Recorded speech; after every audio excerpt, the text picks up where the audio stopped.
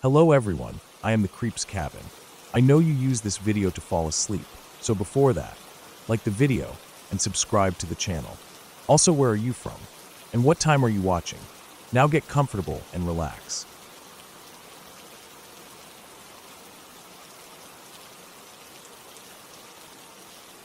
The woods surrounding my uncle's cabin had always been a place of mystery for me and my cousins. My uncle's shack sat on the edge of a vast forest in the middle of the Alps, surrounded by towering pine trees and thick underbrush. It was the kind of place that seemed to draw in the curious and the adventurous, but it also had an air of eerie isolation. When we were kids, we didn't think too much about the isolation. We were always too busy with our own plans, exploring the woods, or messing around in the cabin. But that particular summer, something changed. Something that made me look at the woods and the cabin differently. It was a summer evening when the whole family gathered at my uncle's place for dinner. The adults were catching up and laughing around the old wooden table in the living room, while the younger cousins and I ran around outside, playing games or just wandering in the woods behind the cabin. My cousin Jake, who was a few years older than me, had a wild idea. He had rigged up a camera in one of the trees in the forest, pointing it towards the cabin. The camera was motion activated, so it would snap pictures whenever it detected movement. We'd leave it up for 24 hours, and then check the photos to see what kind of wildlife had passed by. Sometimes we'd even catch the odd deer or a random bird flying by. It was just a fun little hobby, something to pass the time while we stayed at the cabin. After the dinner, the adults were too tired to do anything. The kids, on the other hand, were full of energy. The cabin wasn't large enough for all of us to sleep inside comfortably, so we decided to set up tents just behind the shack. It was a beautiful night, clear skies, crisp air, the smell of the forest all around us. But even with all the fun we were having, there was an odd tension in the air that night. The sounds of the forest seemed different than usual.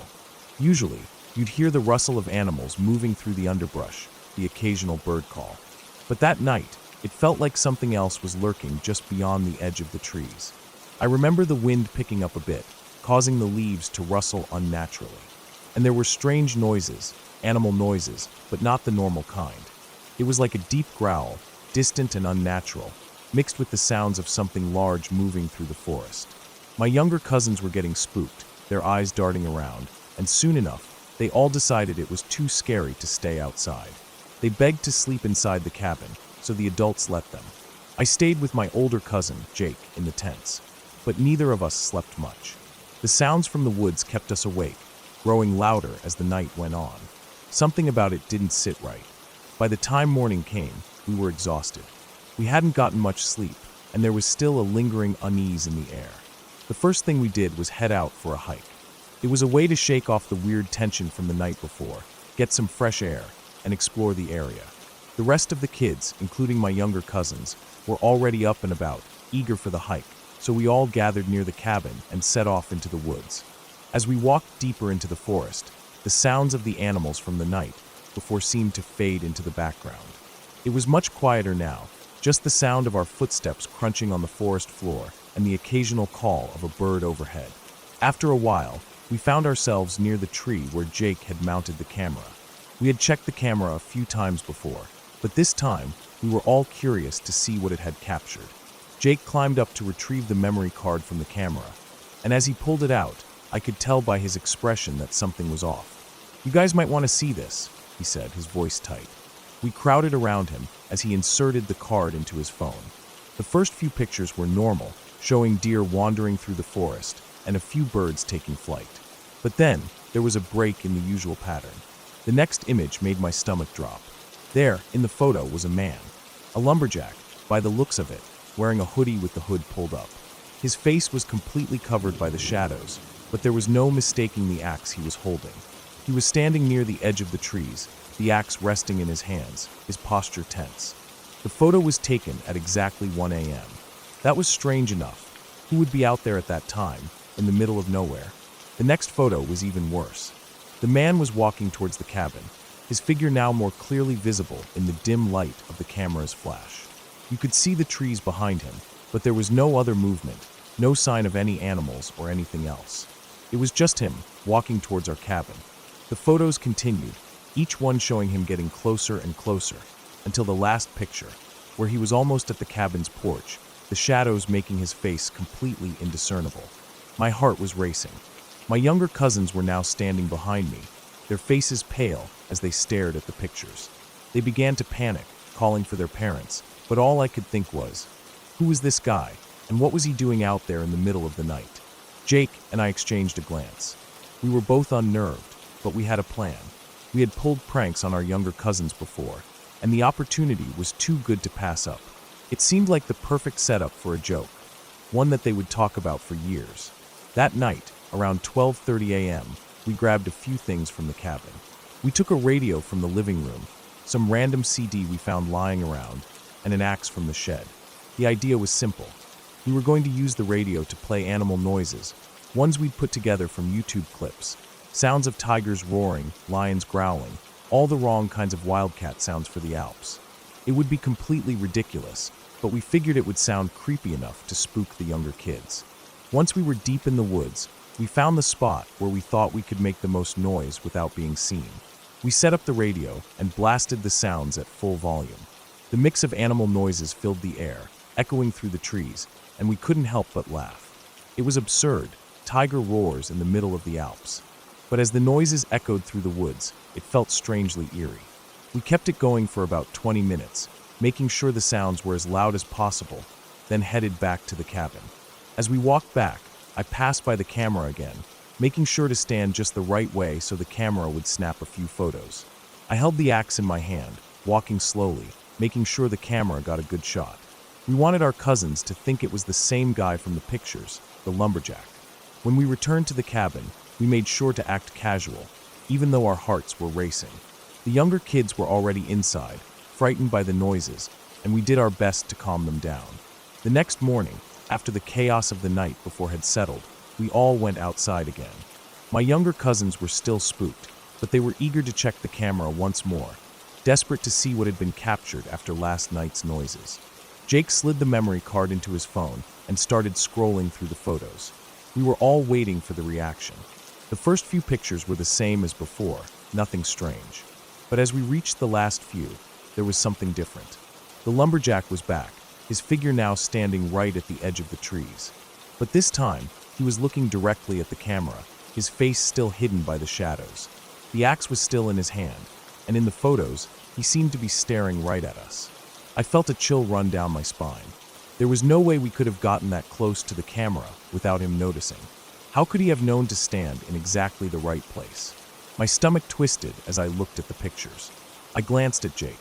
He was as pale as I was, his eyes wide as he stared at the images. There was no prank here, no joke to explain it. The man in the photos wasn't someone we had staged. It was real.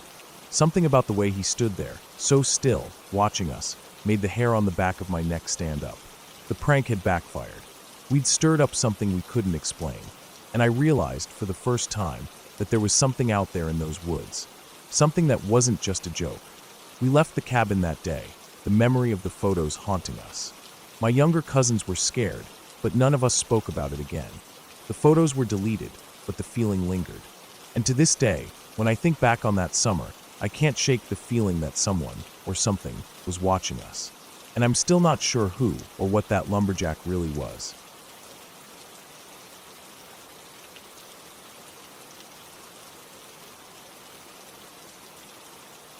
I had always liked to think of myself as someone who could handle being alone.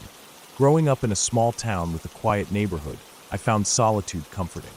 I was used to the quiet hum of the world around me, the soft breeze rustling the trees, and the distant sounds of cars driving by. It wasn't unusual for me to spend an evening by myself in the house. My family didn't mind it either. It was just how things worked out that weekend. My parents had planned a trip for a few days and were taking my little brother with them. He had been excited to leave, but I had practice. It was an important weekend for my softball team, and there was no way I could skip it. I didn't mind, really. I loved the sport. But that meant I was home alone for the first time in a long while. The house felt eerily quiet without anyone else around. It had been a while since I'd had the house to myself, and at first, I was enjoying the peace. The rooms were still warm from the afternoon sun, but as the evening wore on, the air grew cool.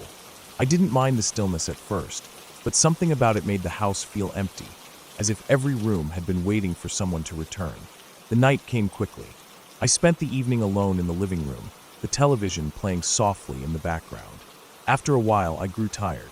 The exhaustion from practice had finally caught up to me. It wasn't late, but I figured I'd go to bed early, especially since I'd be alone for a few more days. My room was upstairs, and I had always liked the sense of being secluded up there. There were no lights on in the house, save for the faint glow from the streetlights outside. It was that time of night when everything seemed to settle into a comfortable darkness. I climbed into bed, pulling the covers up tight around me. The stillness of the house made me feel a little uneasy, but I shrugged it off. My thoughts drifted away from the present, and soon I was half asleep, my mind wandering between waking and dreaming. But before I could fully drift off, there was a sound that jolted me awake, sharp, loud, and out of place. The unmistakable crash of glass shattering. I froze. For a moment, I couldn't even process what had happened. The noise echoed in my head. It didn't take long to realize what it was. The sound had come from my bedroom window. The window I had carefully closed earlier in the evening, the one facing the backyard. My heart started racing. I lay still, my body rigid with fear. I didn't know what to do. I tried to tell myself it was nothing, that maybe something had fallen outside, or that it was just the wind. But in the back of my mind, I knew that wasn't true. The glass breaking wasn't a coincidence. I held my breath, straining my ears to listen. It was so dark in the room now. The only light came from the faint glow of the streetlights outside, casting shadows through the window. The silence was unbearable. Then I heard it, the slow, deliberate scraping sound of something moving, something crawling. It wasn't the wind. It was a person. I could feel the adrenaline pumping through my body. I wanted to scream, to move, but I couldn't. My body felt frozen in place. The sound of someone slowly crawling into my room was so surreal, so wrong, that it made my stomach churn. I could barely make out the dark shape of the figure through the darkness, but I knew it was there. I could hear the soft rustling as they crawled through the window. My pulse hammered in my ears. Every second felt like an eternity. Whoever it was, they were coming closer. The figure wasn't moving quickly, but they were moving deliberately, each motion slow and calculated. I could hear them breathing, shallow and strained. My eyes had adjusted enough to make out a faint shape now. It was a man, tall, thin, his movements unnervingly careful. I stayed completely still, hoping somehow that he wouldn't notice me. He stopped for a moment, and I held my breath. I could see him now, just a few feet away from me, his face turned slightly in my direction. His eyes were still adjusting to the dark, and for a brief moment, he seemed to be searching, trying to make out the shadows of the room. I could feel the weight of the silence as he moved. My body screamed at me to do something, anything, but I couldn't move. If I made a sound, if I moved the wrong way, I might alert him to my presence. He took another slow step forward. The dark room felt like it was closing in on me. My mind was racing, trying to figure out what to do, what would be the safest choice. I thought I might faint, the fear and adrenaline surging through me. But still, I stayed as still as I could. I had to hope that he didn't see me. I had to hold on to the one thing that might keep me safe, the darkness. Then, without warning, he shifted his position. His head turned in my direction, and I could feel his gaze, though I couldn't see his eyes in the blackness. He moved closer, inching toward the bed. I could hear him now, closer than ever. I could hear his breath, feel the tension building in the air. He was just inches away from me. The hairs on the back of my neck stood up. His face was so close that I could almost feel the warmth of his breath on my skin. I barely dared to move. I could hardly breathe. His face was so close that I could almost see the outline of it, though his features were blurred by the shadows. But there was one thing I could make out, his eyes. They were wide, adjusting to the dark, but still unable to see everything clearly. He was confused, unsure of what he had stumbled upon. He froze for a moment, his eyes flicking back and forth. I could see the realization hit him like a wave. He hadn't been crawling toward a lump of clothes or a pile of blankets. It was a person. He had been crawling toward me, thinking I was something else. His breath caught in his throat as he slowly pulled back. I could feel the shift in the air as he retreated, inch by agonizing inch. He didn't rush, though. He crawled back slowly, as though afraid to make any noise that might alert me. His face was still a blur, but I could feel the panic, the shock in the way he moved. Then, just as slowly as he had entered, he crawled back out of the window. I heard the soft scrape of his body as he slid back through the window frame. His movements were careful, deliberate, as though he was trying not to alert me, as though he knew I had seen him, but he still didn't want to risk making any sound. I didn't know how long I lay there, frozen, after he was gone. My heart was pounding in my chest, and the fear had a tight grip on me. I couldn't move. I couldn't think. I wanted to scream, to call for help, but I couldn't even find my voice. My whole body was shaking, trembling with the aftershock of the encounter. When I finally managed to move, I didn't even bother to check if the window was still open. I bolted out of bed, running to my parents' room and grabbing my phone to call 911. My fingers were clumsy as I dialed, my mind still reeling from what had just happened. The operator's calm voice barely registered in my mind as I explained the situation, my words coming out in a rush. When the police arrived, I showed them where the window had been broken. They found traces of the man's movements, scrapes on the window frame, broken glass on the ground outside, and faint footprints in the dirt. But the man was long gone. The officers told me that they would check the area, but I knew it was pointless. He was already far away by then. In the end, nothing ever came of it. There were no arrests, no suspects. The police said it was just a random break-in, but I couldn't shake the feeling that it was something more. The way he had moved so carefully, so quietly, it felt personal, as though he knew exactly what he was doing. I never slept soundly in that room again. Every creak of the house, every gust of wind rattling the windows, made my heart race. But I knew one thing for sure. I would never again take for granted the feeling of being truly safe. And I would never forget the darkness in that man's eyes, the way they locked onto mine for that brief, terrible moment.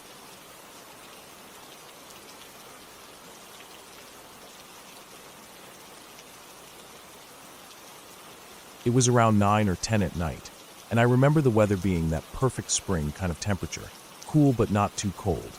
I was in my room, sitting on my bed with the Xbox controller in my hands, laughing with my buddies over a game we were deep into. The sounds of the game filled the air, but then, in the distance, I heard something. It wasn't the usual noise of the house at night. It was more of a commotion, people talking, maybe even a little bit of gasping. You know, that sort of surprised chatter you hear when something unusual is happening, and I could tell that the whole family was involved. I paused the game, a little confused, and leaned back to listen. The sound seemed to be coming from the doorway that led to the backyard, so I pushed open my bedroom door, my socks barely making a sound on the hardwood floor.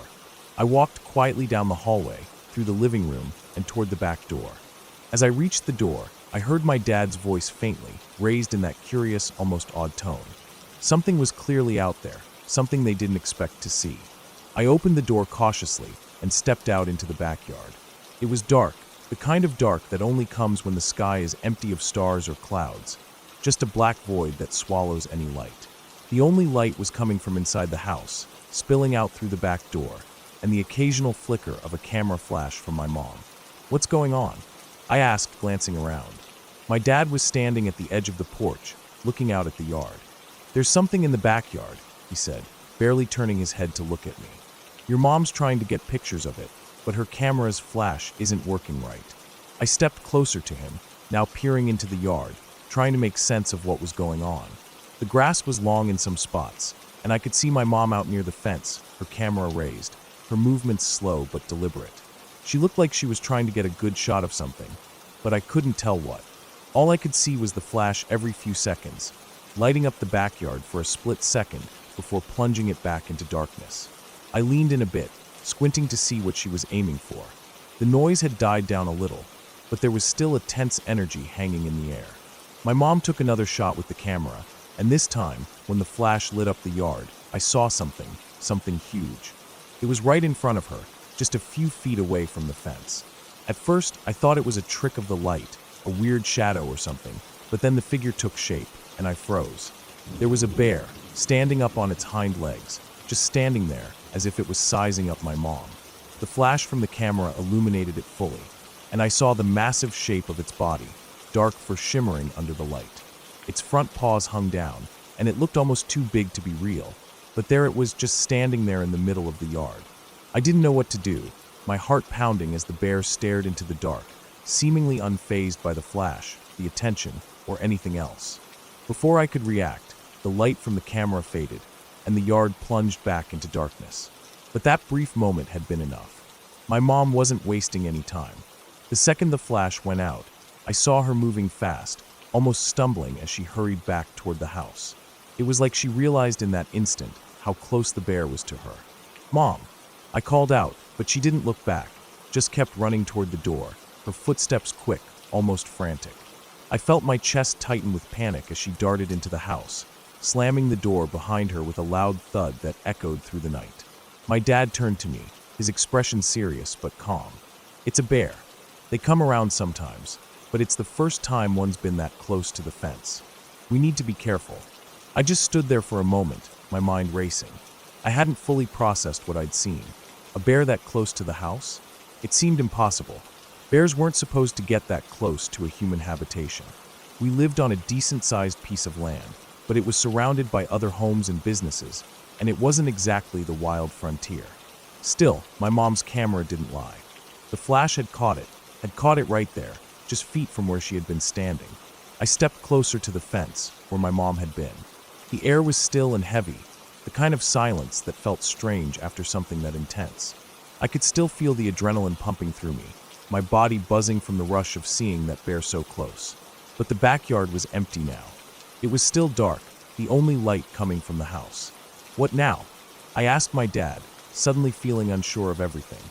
The yard, which had once felt like a safe, everyday part of our house, now seemed more like a wild place, somewhere dangerous. "We keep an eye on things," he said, glancing around the yard. "Bears usually don't come back once they've been startled, but we'll lock up tight tonight, just in case. Stay inside for now, all right?" I nodded, reluctantly stepping back into the house and closing the door behind me. It felt odd to be inside, the safety of the walls now a stark contrast to the unknown out there in the dark. I couldn't stop thinking about that bear, its massive body standing in front of my mom, its eyes, if it even had eyes in that flash, locked on her so close. And then just like that, it was gone. Later that night, when things settled down, I couldn't sleep. Every little noise outside the window had me jumping, imagining the bear coming back, or some other creature wandering into the yard.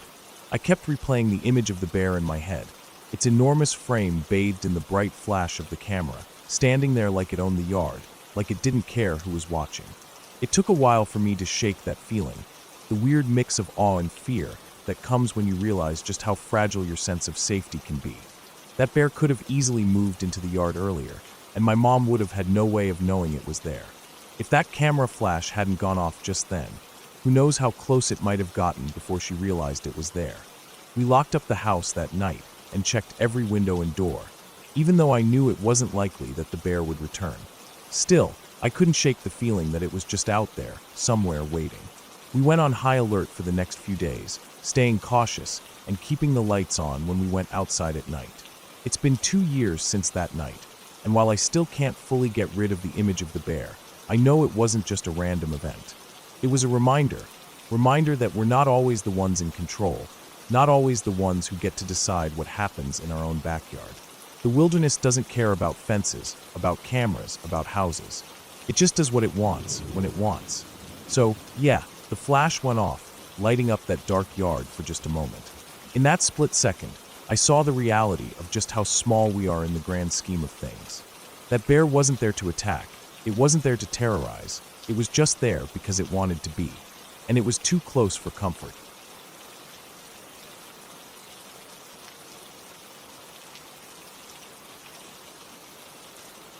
It was a Saturday evening when I met him, a guy who seemed harmless enough, just your typical Tinder date. I'd been on a few awkward ones before, but there was something about him that was different. He wasn't trying too hard, and his jokes made me laugh. We sat in that small, cozy coffee shop for hours, talking about everything and nothing at the same time. We had a good vibe, and when the night was winding down, he asked if I wanted him to walk me home. It wasn't the first time I'd had a guy walk me home after a date, and honestly, it felt nice to have someone beside me in the cool night air. So we walked back to my place, chatting some more as we strolled down the sidewalk. When we got to my door, he hesitated for a moment, then smiled. "You know," he said, "I really don't want the night to end. Can I crash on your couch for a bit? I promise I won't be any trouble." I knew it was a little weird, but I didn't want to be rude. We had hit it off, and there was no real reason not to invite him in, right? Plus, I lived alone, and I wasn't going to kick him out in the middle of the night. I let him in, and he plopped down on my couch. "I'm just going to sleep in the living room. Don't worry about me," he said casually as he made himself comfortable. I smiled, not knowing exactly what to do with the situation, but figuring he'd probably fall asleep quickly. It had been a long day for both of us, and I was feeling the exhaustion start to settle in. "I'm going to head to bed," I said, making my way upstairs to my bedroom. The house was quiet, save for the occasional creak of the floorboards beneath my feet as I climbed the stairs. I didn't think twice about it as I shut the door behind me and got into bed.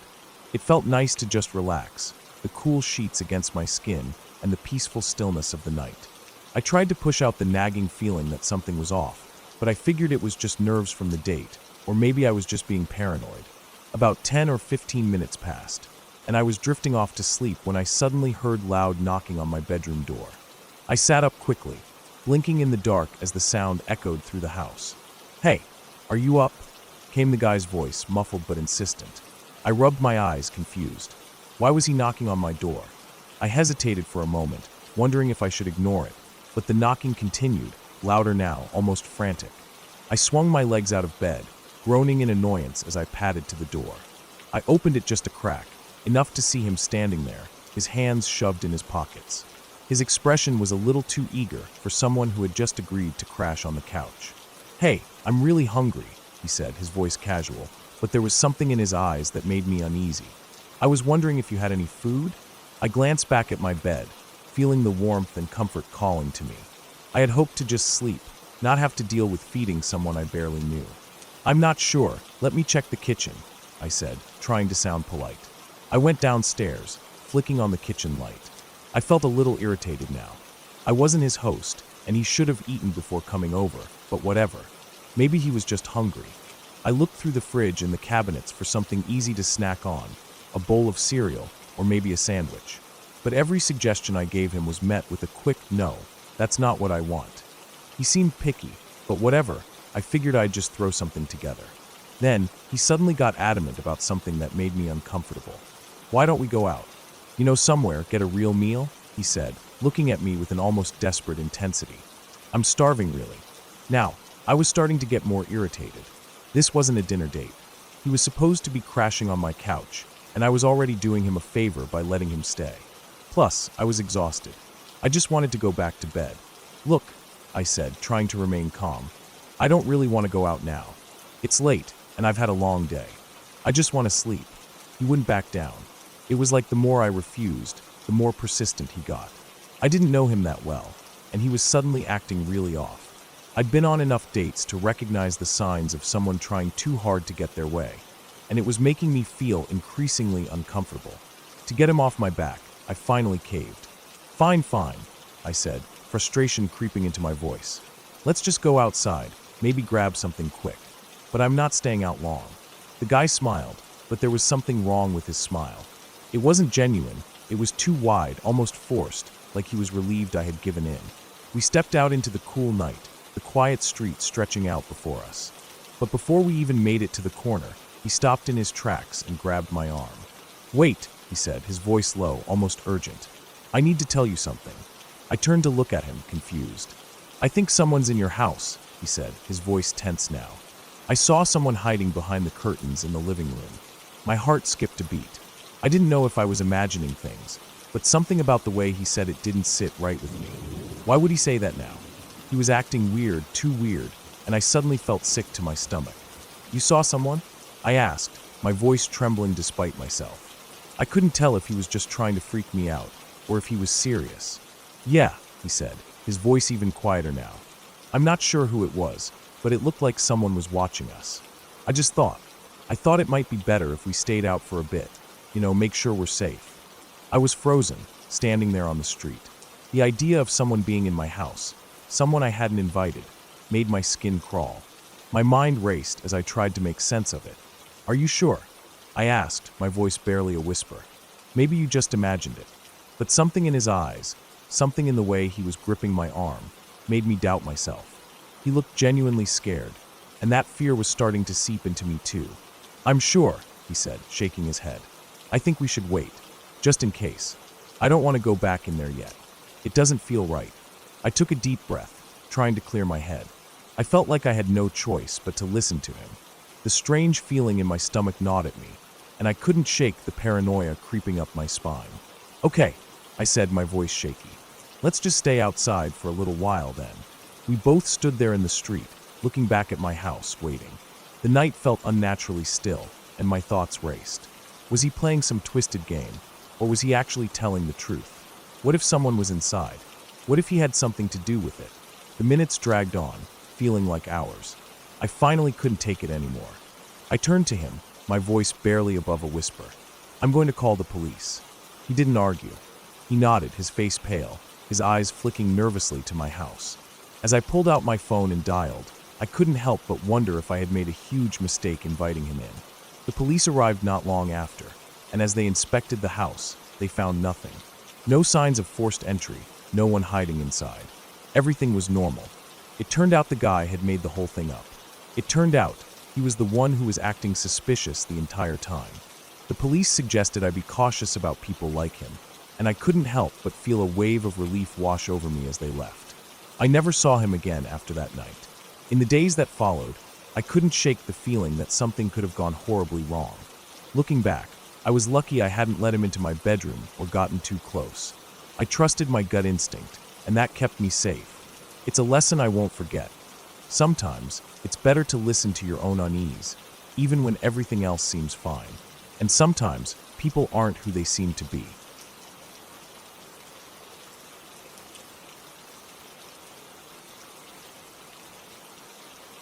I pulled into the driveway just after sunset, headlights sweeping across the familiar pale siding of the house.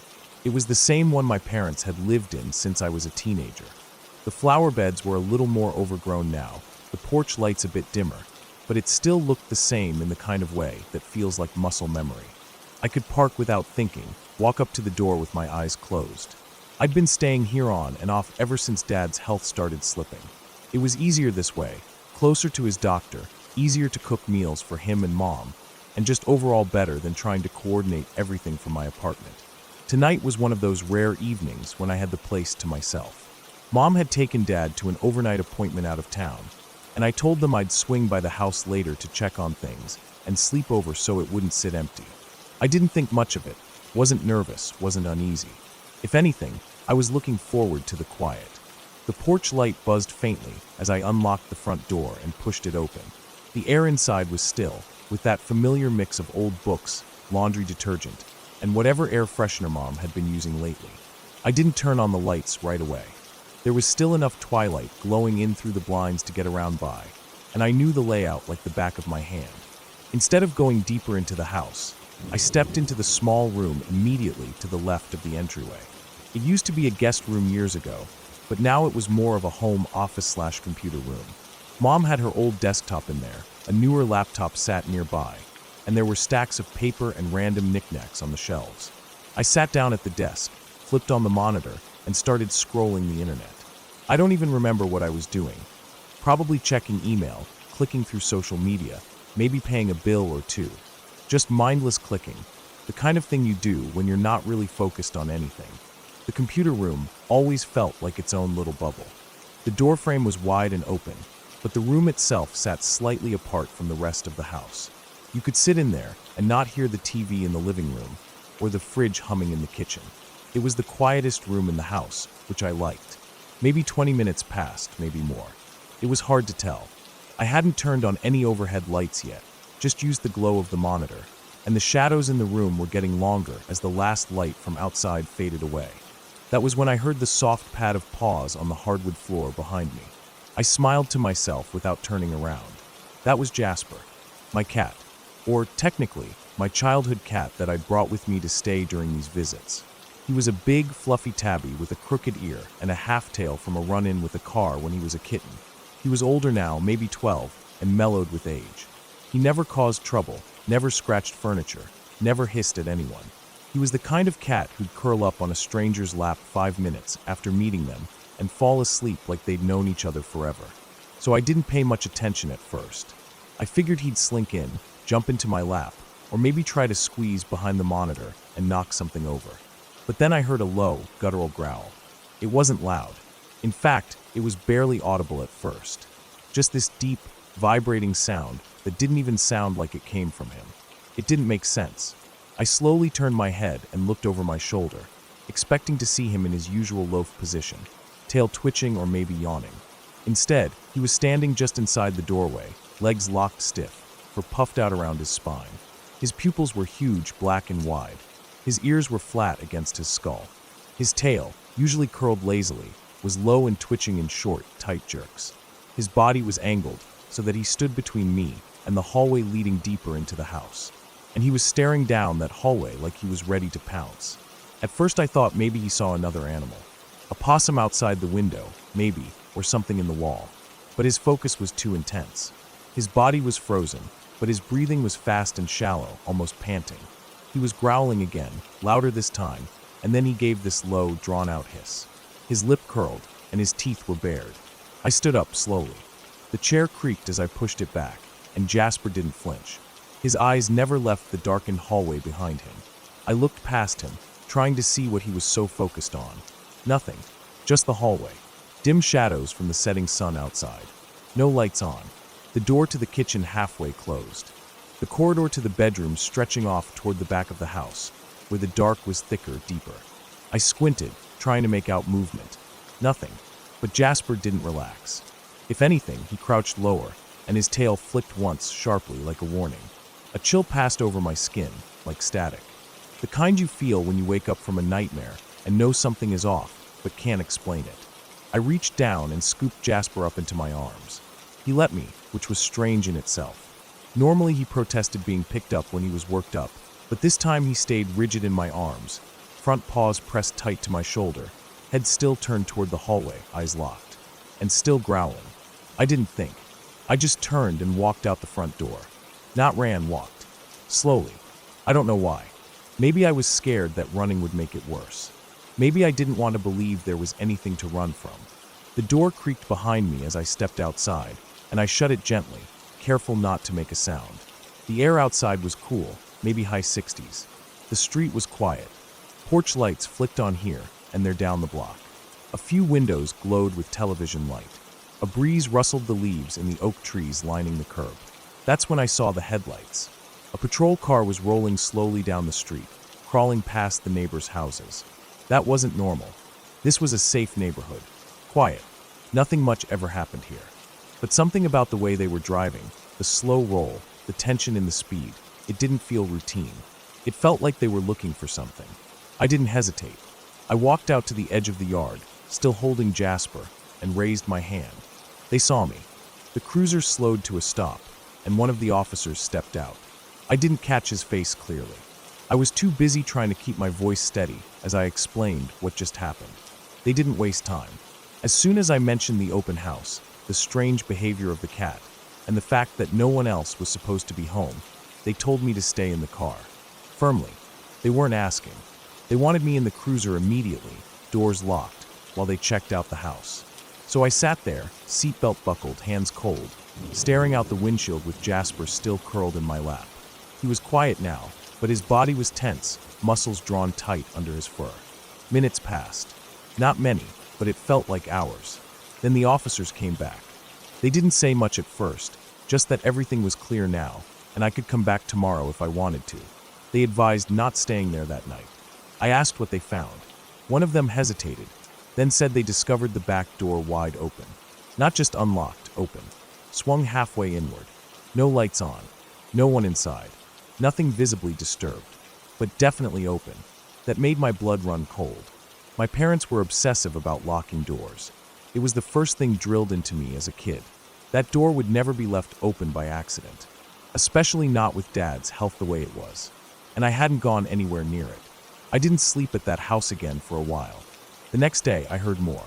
From a neighbor, then from my mom, who talked to the officers again after they called for a follow-up. Turns out, there had been a man seen in the area earlier that week. A suspect in a series of assaults and break-ins in the next town over. Police had reason to believe he was hiding somewhere nearby, maybe on foot, maybe moving from house to house. They hadn't released all the details to the public yet because they didn't want to start a panic, but they were actively patrolling that evening, specifically in our neighborhood. That was why they were there. That was why they were rolling so slow, scanning every yard, every driveway. They were looking for him, and maybe he'd found my house. There were no fingerprints, no signs of forced entry, no stolen items, no damage, nothing to prove someone had been inside. But that back door had been open, and my cat, my old, slow, lazy Jasper, had stood between me and that hallway like he was ready to fight a bear. I don't think I'll ever forget that. Not the way he growled, not the way he hissed, not the feeling I had when I stood behind him and saw nothing, but knew something was wrong anyway. It didn't feel like paranoia. It felt like instinct, and it wasn't mine. It was his. I trusted him. That probably saved me. So now, every time someone laughs off a weird noise in the house or brushes off a pet acting strange, I remember that night. I remember Jasper standing his ground. And I remember the silence in that hallway, heavy and dark and waiting. We never found out if someone had been inside. Maybe they were spooked off when they heard the front door. Maybe they were still hiding, crouched behind a piece of furniture, watching. But I didn't wait to find out. I left. I got out. And I'll never ignore a warning like that again. Because the truth is, sometimes you don't need to see danger to know it's there.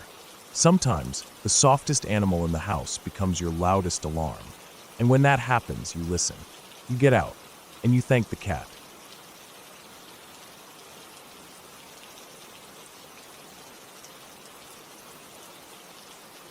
I wasn't there that night, which, in hindsight, I'm kind of thankful for, but at the same time, I wish I had been. I wish I could have been there to help, to step in and make sure things didn't escalate like they did. It was supposed to be a fun night out for my friends, a way to unwind and have some fun, nothing more. A bunch of girls from my friend group decided to hit the local gay club, something we'd done before and never really thought much of. The music was always loud, the drinks were cheap, and the vibe was always welcoming. But that night, something went horribly wrong. I don't remember exactly why I stayed home that evening. Maybe I was just feeling off, or maybe I just didn't feel like going out. My friends had begged me to join, but I said I'd pass, and I regret it now, but not for the reasons I thought I would. I never imagined that night would turn into a story that would haunt me, that would make me wish I had been there to make sure everything was okay. They were having a blast, the kind of fun you have when you're with your best friends in a place where everyone's just letting loose, when everything felt normal. They'd been dancing and drinking, enjoying the beats and the flashing lights, when something unusual caught their eye. I still remember the way they described her to me later, the girl who seemed so out of place. She was in sweatpants and a t-shirt, her hair in a ponytail, no makeup on her face, and oddly enough, a backpack slung over her shoulder. The absolute opposite of what everyone else was wearing. The whole atmosphere of the club is about glitz and glam, about looking the part and fitting in. People dress to impress, you know? And this girl, she looked like she had walked in off the street, completely oblivious to the fact that she was in the wrong place. My friends could tell something was off, but they didn't know exactly what it was at first. It was more than just her strange appearance. It was the way she moved, or rather, didn't move. She was standing there on the dance floor, just kind of swaying slightly, but she looked like she wasn't really there. Like her mind was somewhere else. She wasn't dancing, wasn't interacting with anyone, just standing there in the middle of the crowd, dazed and out of it.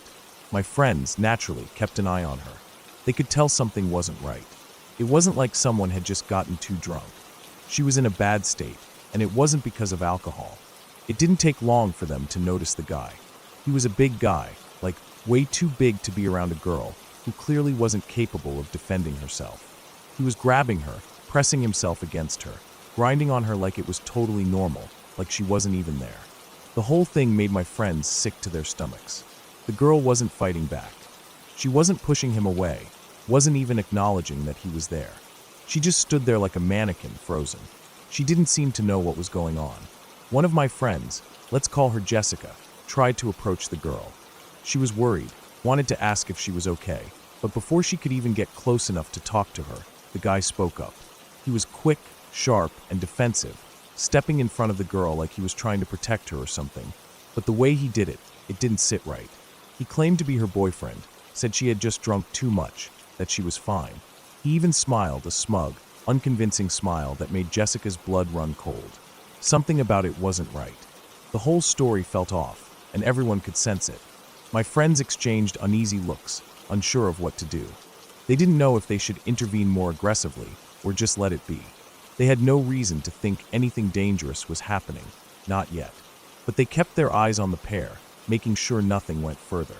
They kept a safe distance, but they couldn't shake the feeling that something bad was about to happen, something they couldn't ignore. Eventually, the guy left the dance floor to head to the bar, probably to get a drink or to make sure no one would get in his way. The moment he was gone, Jessica went straight for the girl. She could tell right away that something was very wrong.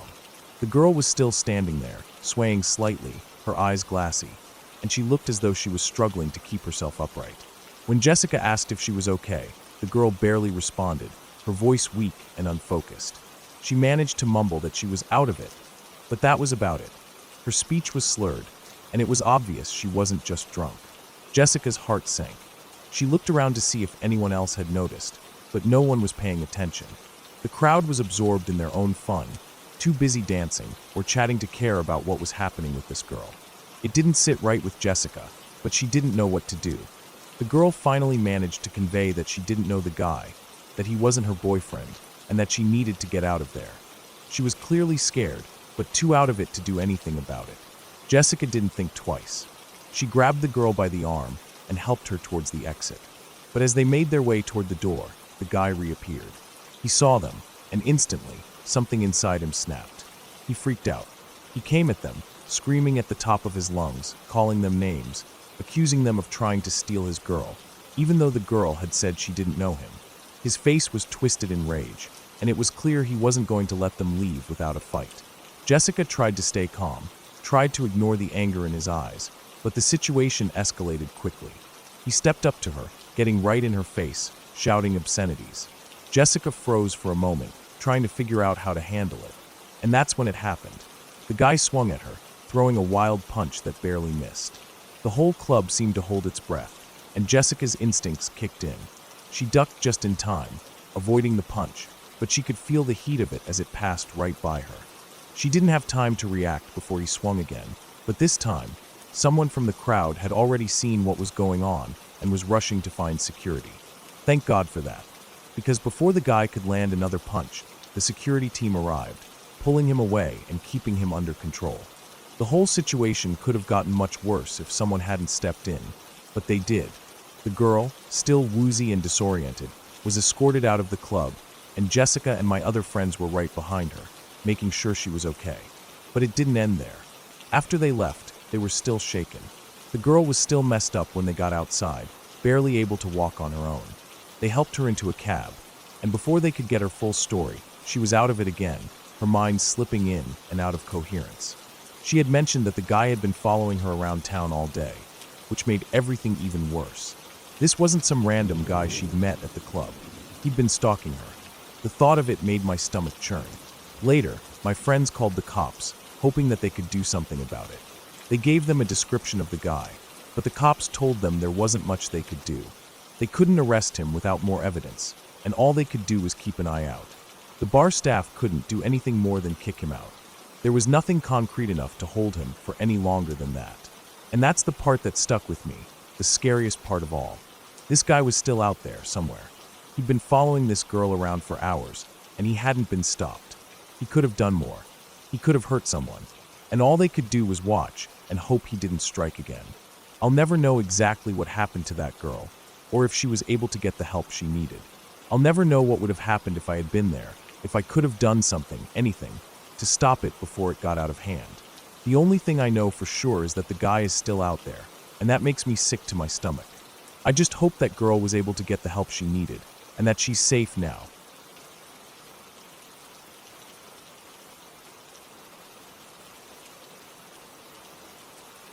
It was a hot Sunday afternoon when my dad asked me if I wanted to go for a drive. I had just gotten my learner's permit the week before, and he'd promised to take me out on some back roads to practice. He handed me the keys to his old truck and told me to climb in. I figured we'd just be cruising around like last time, maybe talk about how to handle hills or curves, nothing special. But after a few miles of open farmland and winding roads, he told me to pull over. We were somewhere between our house and the old edge of town, where the pavement fades into cracked blacktop and the shoulder is mostly gravel and weeds. I figured maybe he wanted to switch and drive the rest of the way himself. Instead, he sat there quiet for a minute, just staring out the windshield at the road ahead. Then he told me to get out. He didn't say why. He just got out himself, motioned for me to follow, and started walking up the shoulder. I didn't ask questions. I just followed behind him, still holding the keys, trying to figure out what this was about. It was quiet out there, no traffic, no wind. Just the hum of power lines overhead and the chirp of birds in the woods lining the road. After maybe 5 minutes of walking, he stopped by a rusted fence post where a bit of road jutted out into a narrow gravel turnout. He pointed ahead. Around the bend, maybe 50 yards up, the road curved sharply to the right. Trees crowded in close, tall, thick oaks and pines, the kind that don't move much in the breeze. You couldn't see around the corner until you were right on it. He stood there for a second before walking a few feet off the road, down a grassy slope that looked like it had been cleared once, but hadn't been maintained in years. I followed him, careful not to slip on the loose gravel. When we got to the bottom, I saw it, the old tree. It was massive, with a split down the center like it had once been ripped open, and then half grown back together.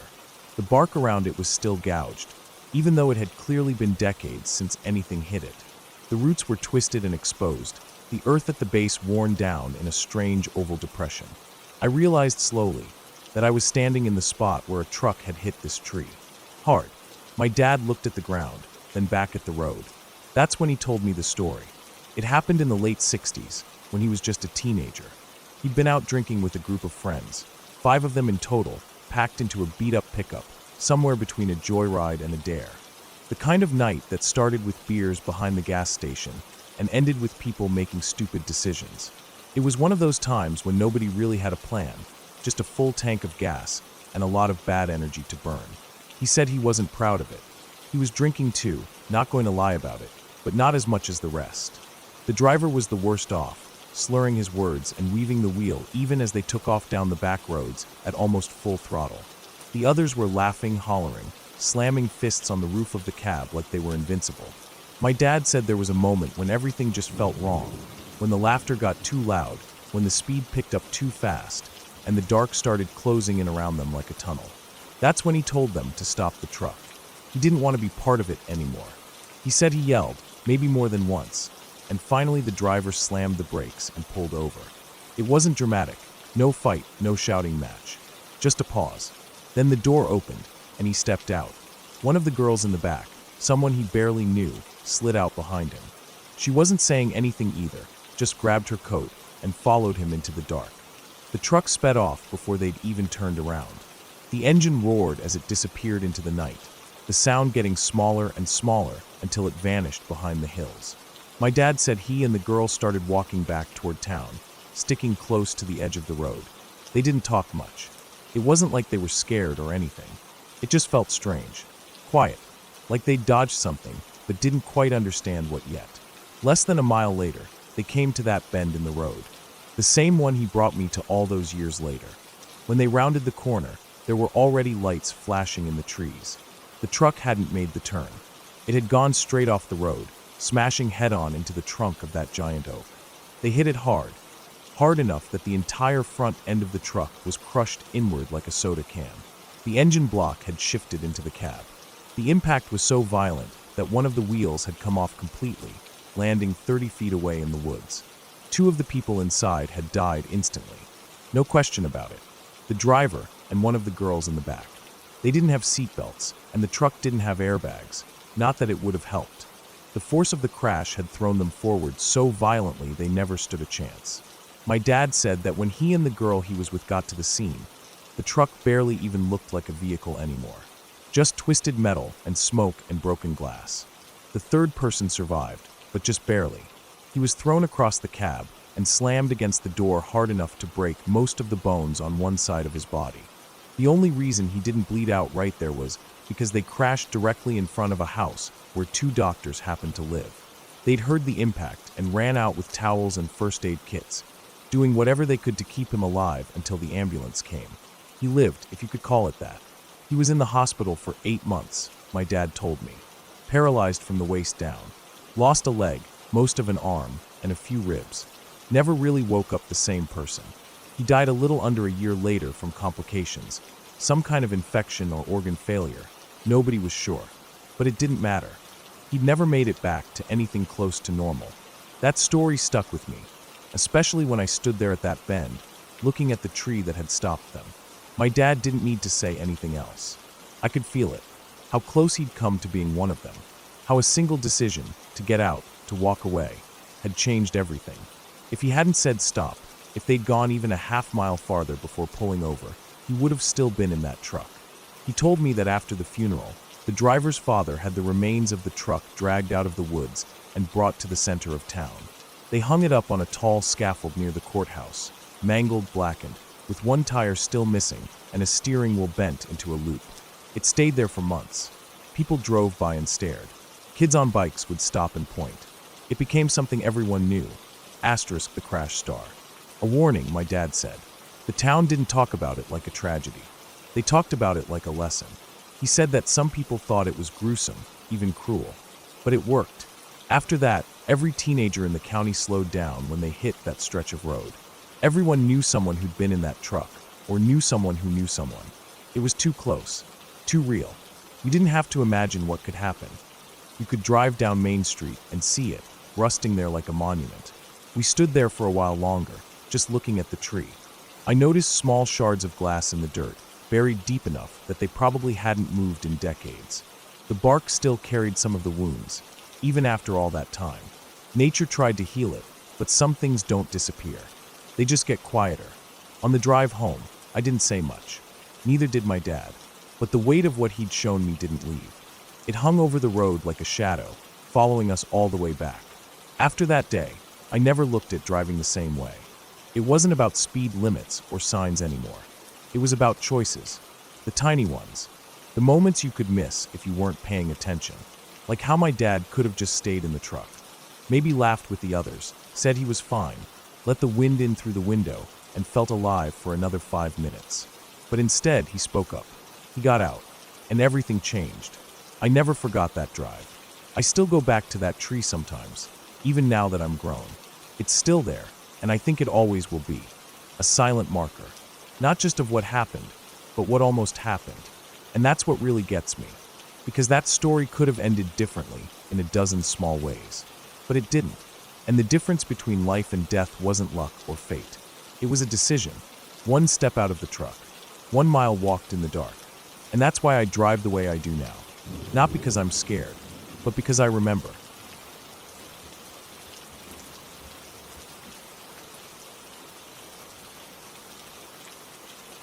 I never thought I'd end up in a situation like that. I was in my early 20s, fresh-faced, and eager to do what I thought was the right thing, being a missionary in Brazil. At the time, I had no idea how little I knew about the world or how dangerous the things I'd encounter could be. My companion and I were assigned to a neighborhood on the outskirts of the city. The streets were cramped, the houses were barely standing, and the people were often distrustful of outsiders. But we pressed on, like we were supposed to, knocking on doors and talking to anyone who would listen. Most people just ignored us, but occasionally, someone would stop long enough to listen. Then came Bickford. We first met him on a dusty street corner, right outside a crumbling church.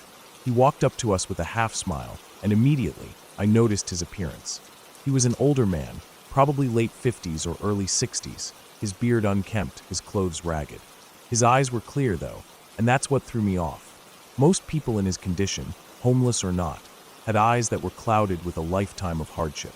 But Bickford's eyes were different, sharp, aware, almost calculating. I couldn't shake the feeling that there was something off about him. But we didn't have much choice but to engage. He greeted us in nearly perfect English, asking what we were doing there. His accent was a bit strange, but there was no mistaking it. This was an American. He explained that he'd been living in Brazil for about 30 years and seemed genuinely interested in our message, though it felt more like he was just looking for a reason to talk to someone who spoke his language. He didn't seem interested in the religious aspect, but he was fascinated by the fact that we were Americans. He asked for a copy of the Book of Mormon, but it was clear that his real interest was just in speaking English. After a few awkward conversations, we agreed to meet him again. At first, it was harmless enough. We'd meet up with him on street corners, in parks, or by the side of the road.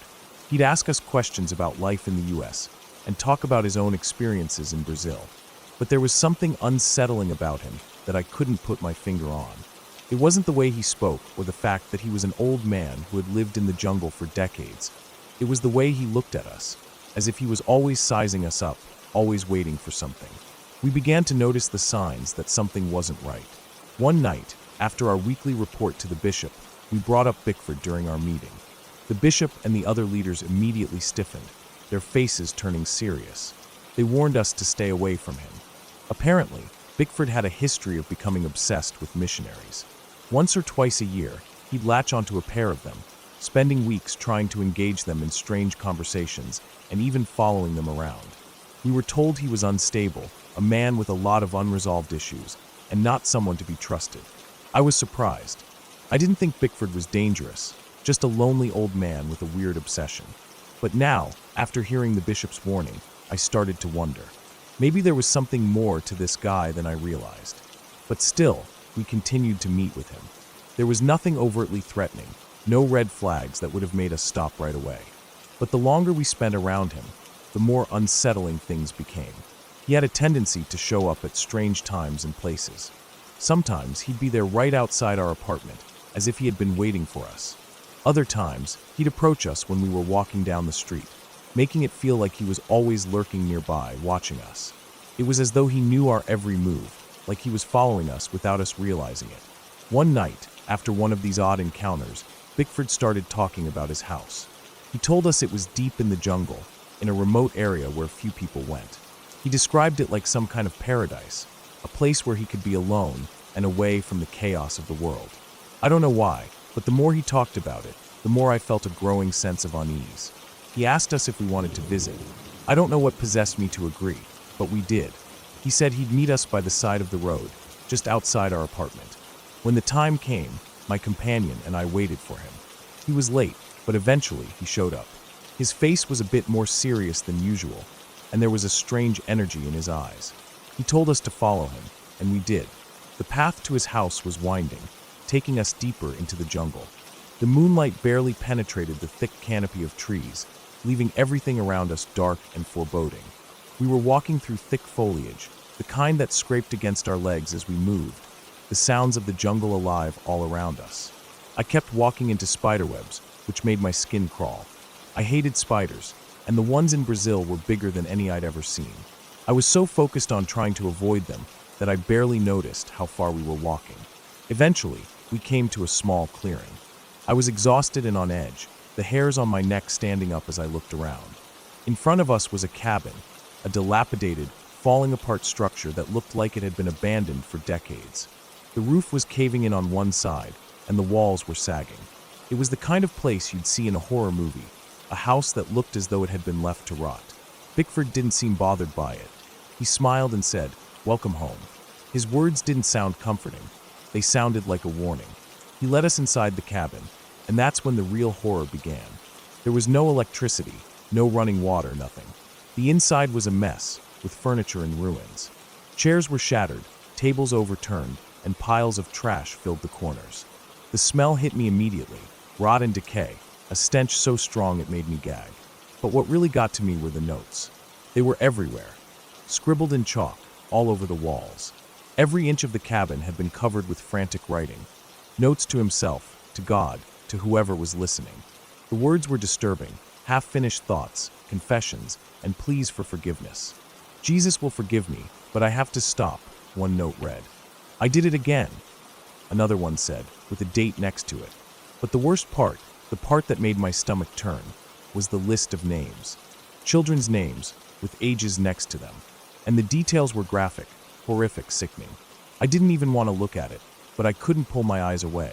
My companion and I exchanged a quick glance, and I could see the terror in his face. I wanted to run, but we couldn't show Bickford that we were scared. We had to keep it together. Bickford showed us more of the house, pointing to the rats that scurried around the floor and the rotting food on the stove, but I couldn't focus on any of that. My mind kept going back to the notes. I couldn't shake the image of those names, those children, and the sickening details that accompanied them. We didn't know how to get out of there without drawing attention to our fear, but we finally managed to excuse ourselves. We told him it was getting late, and we needed to leave. Bickford didn't seem thrilled, but he agreed.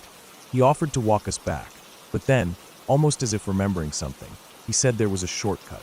At that point, something in me snapped. I could feel the panic rising in my chest as he motioned for us to follow him deeper into the jungle. It was clear that he wasn't taking us back to the road, but further into the woods. My heart started pounding in my chest as I realized what was happening. We had to get out of there, now.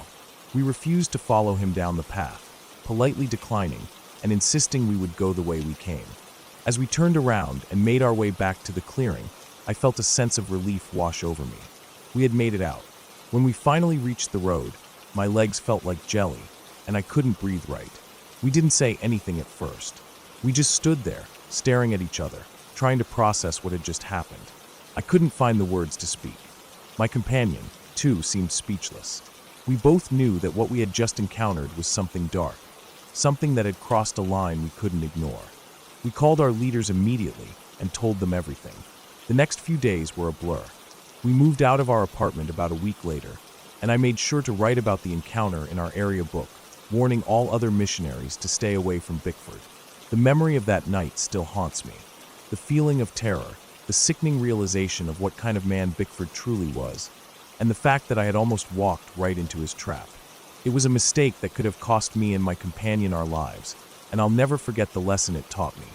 Trust your instincts, and never ignore the signs when something feels wrong.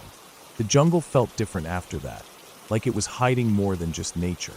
And Bickford, I never saw him again, but I still wonder, sometimes, what would have happened if we had followed him down that shortcut.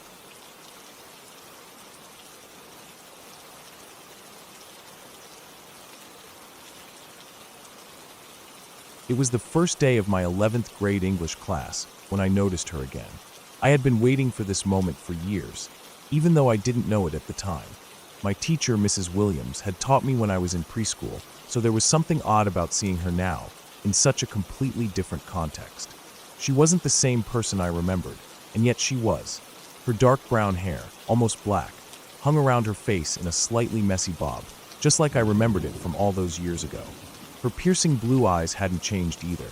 They still had that same intensity that seemed to look right through you, no matter how well you thought you knew yourself. I don't think I ever fully realized the weight of who she was until that year. You see, Mrs. Williams wasn't just any teacher. She was different.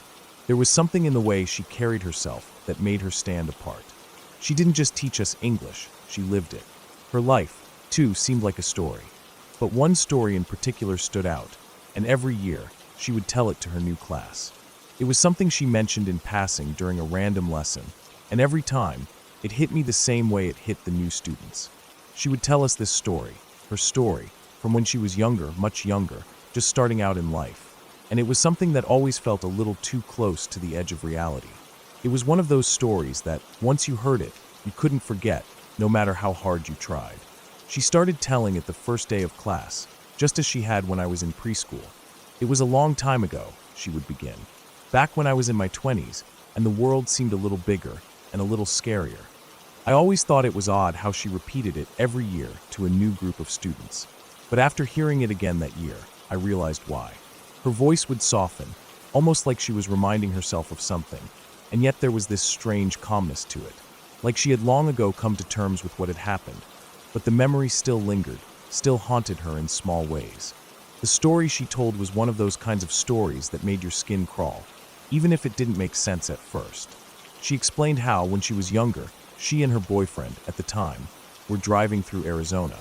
Arizona, she said, was one of those places where the roads stretch out endlessly, weaving in and out of barren desert landscapes, with no real sign of civilization for miles. It's the kind of place where the sky seems to go on forever, and the horizon seems both distant and unreachable, no matter how long you drive. They were on a two-lane road, just her in her car, and him a few miles behind on his motorcycle. It wasn't anything unusual, really. They both knew exactly where they were headed, so the drive felt easy.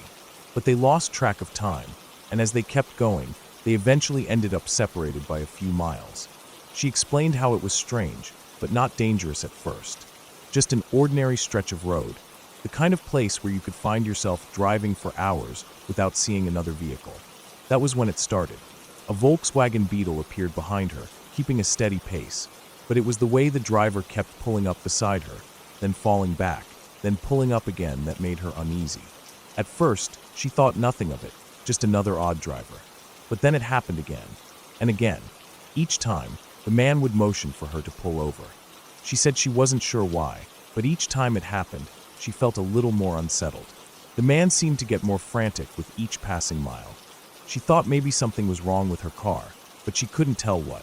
There was no obvious problem, but the strange insistence from the man, combined with his increasingly urgent gestures, made her decide to pull over. A gas station appeared on the side of the road, one of those old, deserted ones that had clearly been out of business for years. No lights, no cars, just an empty lot and the dim, orange glow of the setting sun. It was the kind of place that felt forgotten, almost like it wasn't meant to be there. She said she instantly got an eerie feeling the moment she pulled in, the kind of gut feeling that told you something wasn't right. The man, she said, pulled up beside her, stopping just a few feet from her car. His face was hard to make out in the fading light, but she could see enough to know he was watching her intently. He stepped out of his car and made his way over to her. "There's something wrong with your headlight," he told her. She didn't think much of it, but his insistence started to feel off. He wasn't just pointing at the headlight. He was almost demanding that she get out of the car, like he needed her to step outside, so he could show her. He repeated it a few times, his voice getting more urgent with each request. At this point, she was completely unsure of what to do. There was something about his manner that was starting to unnerve her. She didn't get out of the car. She didn't trust him. But it wasn't until her boyfriend, who had been trailing behind her, finally showed up that she felt the first real relief. She told me how she felt that strange mix of dread and fleeting hope as she saw him in the distance, on his motorcycle, pulling into the gas station. She thought that maybe, just maybe, this man would leave when he saw him. But that's when things took a terrifying turn. As her boyfriend pulled into the gas station, the man seemed to panic. He darted into his car and sped off in a rush, disappearing down the empty road. And that was it. The moment passed. The danger evaporated as quickly as it had appeared. But her heart didn't stop racing. It wasn't until years later that she realized who the man was. It was Ted Bundy. That revelation shook her to the core. She explained to us how she couldn't even begin to imagine what would have happened if her boyfriend had been just 3 miles behind, or if he had been just a few minutes later. She said she was lucky to have had someone there, even if by chance, to pull up at that exact moment. The story always left me with a cold, eerie feeling, even though she told it every year. I was too young the first time I heard it to understand the full impact, but over time, as I grew older, it became clearer to me just how close she had come to something horrible, something that might have been her last moment, if not for a strange twist of fate. Every time she told it, I could hear the lingering tremor in her voice, even though she never let it show outwardly. She had come face to face with pure evil and lived to tell the tale, but there was always a sense of what could have been. I think the scariest part about it wasn't just the near miss with Bundy. It was the realization that the world could be a very different place, and in those moments when you feel the most safe, that's often when danger lurks the closest. Mrs. Williams told us the story because she wanted us to understand the fragility of life, and how often our survival comes down to nothing more than being in the right place at the right time. As the years went by, I began to realize just how lucky she was, how lucky we all are to be here, and how sometimes all it takes is a strange coincidence to change the course of someone's life. It's funny, after hearing her story, I can't look at a deserted stretch of road the same way. Every time I drive past an old gas station or see a lone car behind me on an empty road, I can't help but remember Mrs. Williams' story and wonder about the invisible forces at play in the world. What would have happened if she hadn't pulled over? What would have happened if the man hadn't been Ted Bundy, but someone else entirely? Some stories stay with you, not because they're told 1,000 times, but because of the lives they touch and the lessons they leave behind.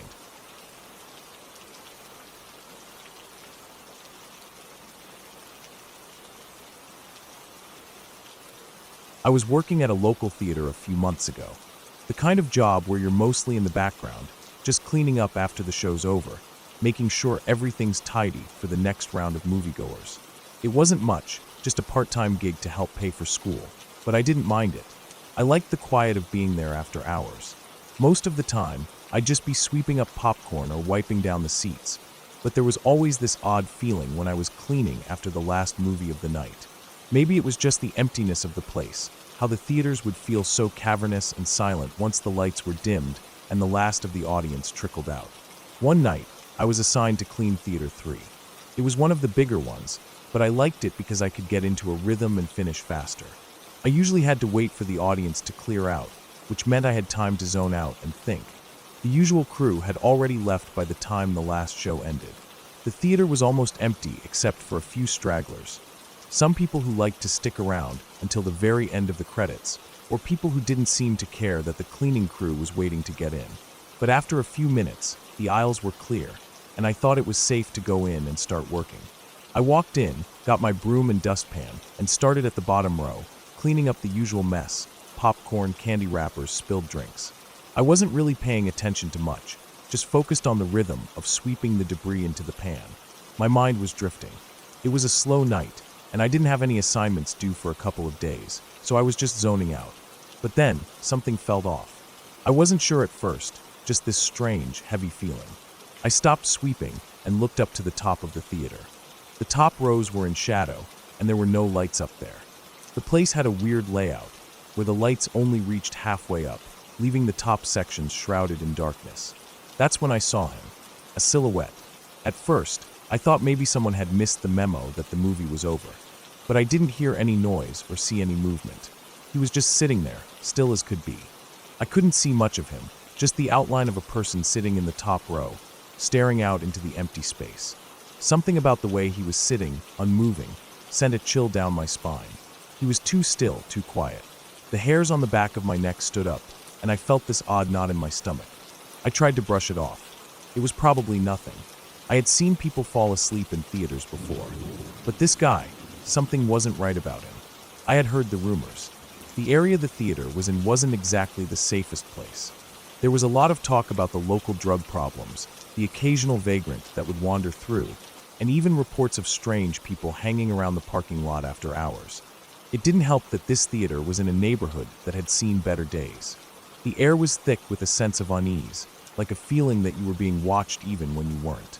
I kept cleaning, trying to ignore the guy, but my eyes kept drifting back to him. I knew I had to go up there eventually. It was part of the job, making sure every row was clean, but my stomach was turning the closer I got. Still, I pushed forward. "Hey, the movie's over. You need to get going," I said, my voice sounding much less confident than I wanted it to. No response. Nothing. He didn't even move. I didn't want to get closer. My instincts were screaming at me to just leave the room and go talk to the manager. But there was no way I could just walk away, not with him sitting up there like that. I couldn't just ignore it. Something about the whole situation felt wrong. I needed to get him out of there. I forced myself to walk up the aisle, my steps echoing through the silence. The theater felt bigger now, like the walls were closing in. My breath seemed too loud, the sound of the broom bristles scraping against the floor too sharp. I was almost halfway up when I looked up again, and my heart nearly stopped. He was still sitting there, unmoving, staring straight ahead. But there was something about him now something different. I couldn't tell you exactly what, but it made my skin crawl. He wasn't looking at me, but I felt like he was. I couldn't shake the feeling that I was being watched, not in a normal way, but in a way that felt sinister, like he was waiting for me to get close enough. I called out again, a little more urgently this time. "You need to leave. The theater's closed." Still nothing. No shift in position, no sound. I was almost at the top row now, just a few steps away from him, and I was doing everything I could not to turn and run. But I couldn't. My mind raced. If I left him there was no telling what would happen. It was bad enough that there were rumors about the area, but this guy didn't seem normal. He had this presence. It was unsettling. I took a deep breath and stepped closer. "Hey," I said, trying to sound as assertive as I could. "You need to go. Now." It was then that he spoke. His voice was low, almost a whisper, but it made the hair on my neck stand up. "You forgot to clean up here," he said. The words sent a wave of panic through me. I hadn't asked him to speak. I hadn't even wanted to talk to him. Why was he still sitting there, talking to me? And why was he so calm? His voice wasn't urgent, it wasn't angry, it was just flat. I didn't say anything in response. I turned on my heel and bolted out of there, down the steps and straight into the hallway. My heart was pounding so loud I thought it might burst from my chest. I didn't even look back. I didn't know what this guy's deal was, but I had no intention of sticking around to find out.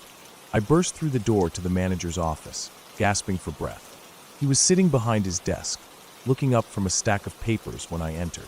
"Hey, there's someone still in the theater. Top row," I said, my voice trembling. I tried to explain what had happened, how I had gone up to tell the guy to leave, but it all sounded so insane even as I said it. My manager stood up, looking confused but willing to follow me back to the theater. "All right, let's check it out," he said, his voice calm, like he thought I was just spooked from working alone too late. We walked back to Theater 3, my footsteps hesitant and quick. I led him inside, my eyes scanning the rows, the place feeling way too big for comfort now. The air felt thick and oppressive, and I could barely focus on anything except the top row. But there was no one there. No figure sitting in the shadows. No silhouette. Nothing. The seats were empty, the theater just as still and silent as when I first entered. I felt this wave of relief flood over me, but it didn't erase the feeling of dread that had been gnawing at my insides. The manager looked at me, a puzzled look on his face, but said nothing. He just nodded like it was no big deal, then turned and walked out of the room. I stayed frozen in place, my mind still trying to process what had happened. I didn't stick around much longer. I told him what had happened, but I don't think he really understood. He probably thought I was overreacting, or that I had imagined it. But I knew what I saw. The guy had been there. He had spoken to me. And even now, I couldn't shake the feeling that something was off. I didn't go back to that theater for the rest of the night. The next morning, I thought it was all just my nerves getting the best of me. After all, the theater was a busy place. But when I went back to clean the next week, I kept feeling like someone was watching me. And every time I walked by Theater 3, my steps would quicken. I never saw that man again.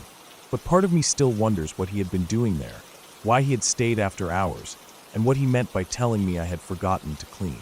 Maybe it was all just a coincidence. Maybe I was imagining things. But the feeling I had that night, like something was wrong, like I had narrowly avoided something dangerous, has stuck with me ever since. And sometimes, when I walk through dark theaters, I can't help but feel that same knot in my stomach.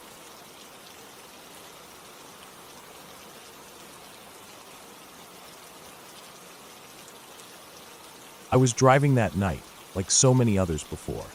I had made the same drive countless times, the same route through quiet, tree-lined streets on my way to the hospital where the girl I'd been seeing worked overnight shifts. It was late, and the usual calmness of the night, the routine of heading out after a long day, was nothing unusual.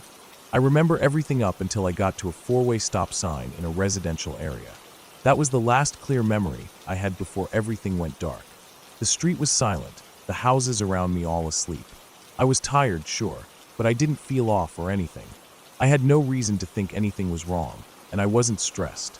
I slowed down as I approached the stop sign, came to a complete stop, and for some reason, I thought I should glance over at the houses on either side of the street. There were no cars, no movement, just the soft glow of a few porch lights here and there. I don't know what happened next. The next thing I remember, I was wide awake and disoriented. My eyes snapped open, and I found myself staring at the steering wheel.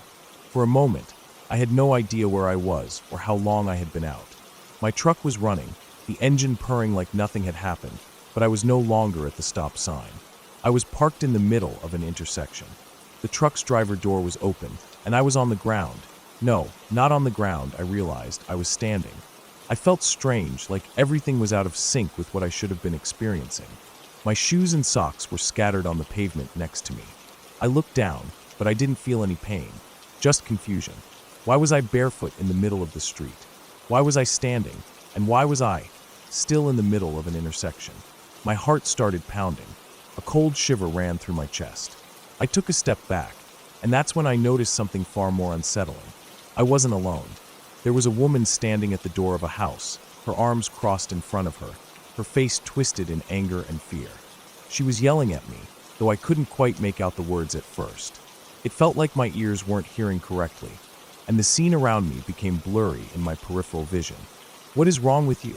she screamed, her voice shrill and demanding. I froze, staring at her, unable to react.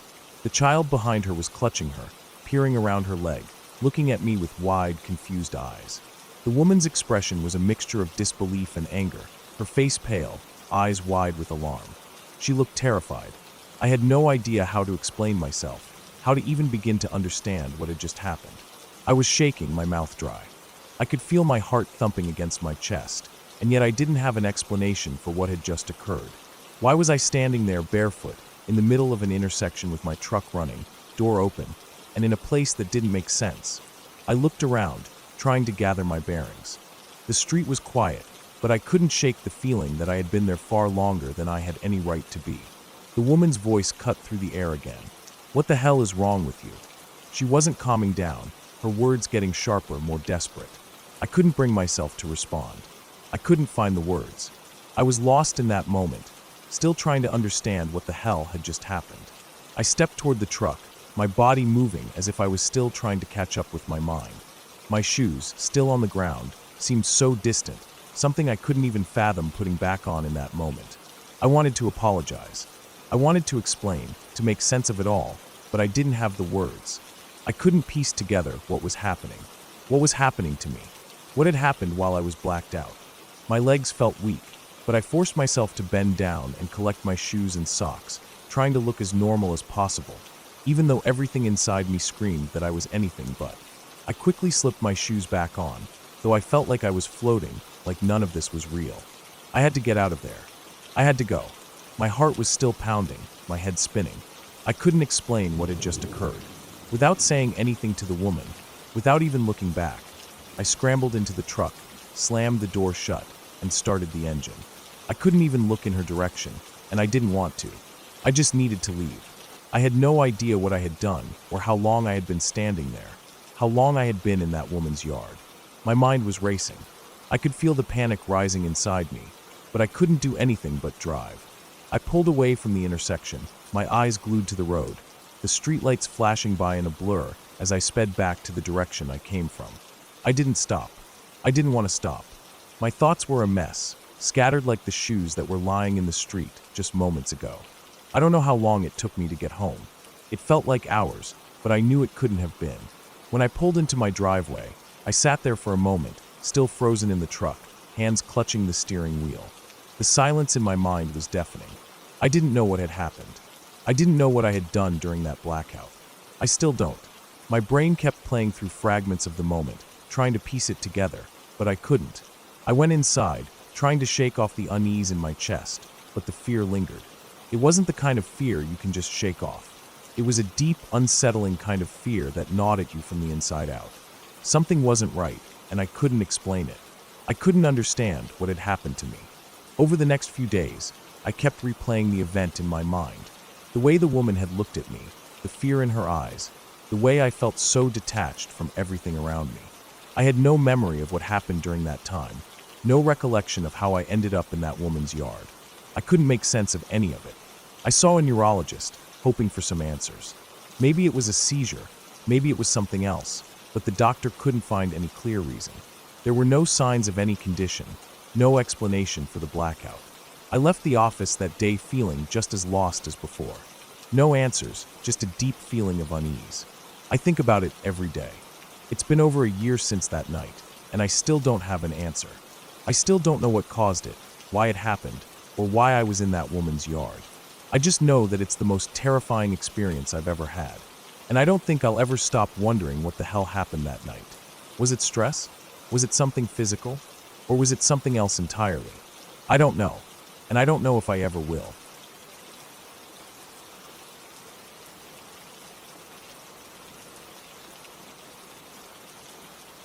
I remember that night like it was yesterday, even though it happened when I was only around 11 years old. It's one of those things that sticks with you forever, no matter how much time passes. I woke up in the middle of the night, not from a sound, not from a nightmare, just from the feeling that something was wrong. It wasn't like a loud crash or a door creaking open. It was the silence that felt too still, like everything had paused, holding its breath. And then I felt someone. I was in my bed, my blanket tangled around me, the moonlight creeping through the window. I had always been a sound sleeper, but something in the air that night was different. My eyes snapped open to the feeling of weight pressing down on me. My chest tightened, and before I could even fully process what was happening, I felt a large hand clamp over my mouth and nose. My heart pounded in my chest, a frantic thumping that felt like it was about to explode out of me. Panic surged, and I realized in a horrifying flash that I couldn't breathe. I was trapped. A man's body was straddled over me, heavy and suffocating. I couldn't see him clearly, but I could feel the weight of his body pressing down, the roughness of his hands holding me still. The smell of him was like sweat and something sharp, a chemical tang that burned my nostrils. His hand was big, so big, I felt like my head was about to be crushed by it. The pressure was intense, the weight of his body anchoring me to the mattress. He didn't say anything at first, just this horrible quiet, and I couldn't move. I tried to scream, tried to push him off, but I couldn't. The words wouldn't come, no matter how hard I tried to open my mouth. It was like my body refused to listen to my brain. It was terrifying, like being trapped in a nightmare where no matter how loud you scream, no one hears you. I remember the feeling of cold sweat creeping down my back, making me feel like I was sinking into the sheets. My thoughts were a jumble, everything spinning, just a frantic, desperate attempt to understand why this was happening, who this person was, and what he wanted. Then he spoke. His voice was low, almost a growl. "Roll over," he said. "Don't scream." My body froze, every muscle locking up, refusing to obey. But somehow I managed to move. I don't even remember how I managed it, but I somehow twisted my body, rolling over onto the floor next to my bed. My face was pressed against the cold hardwood, my body trembling uncontrollably. I could feel the warmth of my own breath, but it was stifled by his hand. I don't know how long I stayed like that, but in those few seconds, it felt like time had slowed down. My mind was working overtime, trying to figure out what to do, how to get out of this. But every attempt to scream felt like my voice was stuck in my throat, frozen. I could hear the blood rushing in my ears, pounding like a drum, but still nothing came out. Then something broke inside me. It was like a switch flipped. The panic reached its peak, and the fear became rage. I had to scream. I had to fight.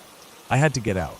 With all the strength I could muster, I managed to push his hand away from my mouth, and finally, I screamed. The sound that came out of me wasn't a normal scream. It was raw, guttural, filled with pure terror. It felt like my body was tearing itself apart, trying to get the sound out. It echoed through the walls of the house, vibrating in my chest. In that moment, I could hear footsteps in the hall. My mom. She had heard me, and she was coming. I couldn't see her, couldn't do anything except lie there, frozen, but I knew she was coming. My scream had cut through the house like a knife. I knew she would protect me. I could hear her voice now, shouting from the hallway. "What's going on?" Her voice was filled with that edge of fear, but there was something else in it too, determination. I didn't have time to process it because the man's grip on me tightened again. He didn't want her to get any closer. He moved quickly, pulling me back toward the bed. His weight was crushing, suffocating, and I could feel him shifting behind me. But then I heard my mom's voice again. She was in the doorway now, shouting, "Get away from her." I could hear the urgency in her voice, but there was also something else, something primal. My mom was small, just 5 feet 3 inches, but she was tough. She was fearless when it came to protecting us. I heard a struggle. The man wasn't letting go easily. The sound of flesh hitting flesh, the rustle of bodies tumbling in the darkness. I could hear my mom, screaming at him, her voice breaking through the silence. She was trying to fight him off, trying to push him away, and the man was pulling back, trying to escape. I didn't see exactly what happened next, but I heard it. I heard the crashing sound of the window shattering. I heard the man grunt, scrambling, trying to make his way out. And then, just like that, he was gone. He fled out the window, leaving only a gaping hole behind. The room was silent again, except for the heavy breathing of both my mom and me. My mom rushed over to me, pulling me into her arms. I was shaking uncontrollably, and I could feel her hands on me, her touch frantic, making sure I was okay. She whispered over and over, "You're safe now, you're safe." I don't know how long we stayed there, me in her arms, her holding me tightly. All I knew was that the terror was still there, hanging in the air, even though the man was gone. The weight of what had just happened was sinking in, and it was too much to comprehend. How had he gotten in? Why had he chosen me? What did he want? I didn't sleep the rest of the night. I couldn't. The thought of him still haunted me, the image of his heavy, looming presence, the smell of his sweat, the way he had pressed his hand over my face. Every noise in the house made me jump. Every shadow felt like it was hiding something. In the morning, the cops came. They searched the house, found the window he'd climbed through, but there was no trace of him. No fingerprints, no clues, nothing. Just the broken glass from the window and the memory of what had happened. The next few days were a blur. I remember my mom staying close to me, keeping me safe. She made sure all the windows were locked, all the doors were secure. She even slept in my room for the next few nights, making sure I didn't feel alone. But I never felt completely safe again. I would always check the locks, listen for any strange noises, just waiting for the feeling of something, or someone, being too close. The man was never caught. They never found him. The police couldn't trace him, and we never heard anything about him again. I couldn't understand why he had chosen me, why he had done what he did. But one thing I knew for sure, I had been lucky. If my mom hadn't heard me scream when she did, if she hadn't fought back the way she did, things could have been much worse. The fear stayed with me for a long time. The memories, the feelings, they never really went away. But over time, I learned how to live with them, how to lock doors at night and trust that my mom would be there to protect me, even if the world seemed scary and unpredictable. That night changed me, shaped me in ways I didn't fully understand at the time, but it also made me stronger. And even though the man never came back, I would always wonder, who was he? What had he wanted? But the scariest part was knowing that there were people out there like him. People who could come into your life in the blink of an eye and turn everything upside down. People who could steal your sense of safety without you ever even knowing they were there. I still lock my windows tightly at night. I still check the doors. I still remember that man, that fear, and how my mom's voice, her fight, was the only thing that saved me.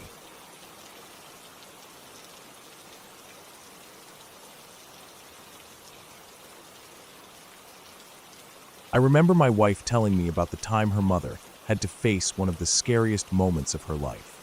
It wasn't until much later, after we got married and I spent more time with her mom, that I could really understand how terrifying that experience had been for her.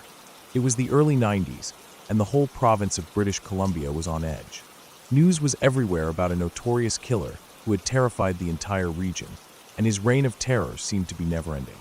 Terry Driver, a man whose name would come to haunt the people of BC for years, was on the run. The details of his crimes were enough to keep people up at night, and it was only a matter of time before he was caught. But little did my wife's mother know, she had a run-in with him long before the news spread about his true identity. At the time, my wife's mother, who we'll call Anne, was living in a house in the suburbs of Vancouver. It was a quiet, peaceful place, a kind of home where you wouldn't expect anything out of the ordinary. Her husband, my wife's father, was a tree surgeon working in England on a job that would take several weeks. And, used to the calm of the house, was alone, taking care of day-to-day chores. One of those chores was the laundry. The laundry room was down in the basement, away from the rest of the house. It had low ceilings, exposed beams, and an old dryer that smelled of musty fabric softener, and had just finished folding some clothes when she heard footsteps from upstairs. Not unusual, since the house wasn't exactly silent, but these steps were heavy, deliberate, like someone walking around with a purpose. She paused, her heart starting to race. Her husband wasn't due back from England for days, and she hadn't expected anyone. She walked toward the stairs, and before she could even reach the first step, the door to the basement swung open. A man stood at the top of the stairs, his face partially shadowed in the dim light of the hallway. The expression on his face was calm, almost too calm, and Anne could feel the hairs on the back of her neck stand up. "What the hell are you doing here?" Anne had shouted, her voice trembling more than she intended.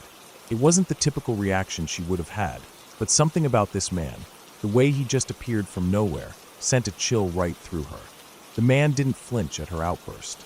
Instead, he casually glanced around the room, as if he belonged there. "I'm a friend of your husband's. He told me I could just come by and let myself in," he said, his voice smooth, too smooth, and felt her stomach drop.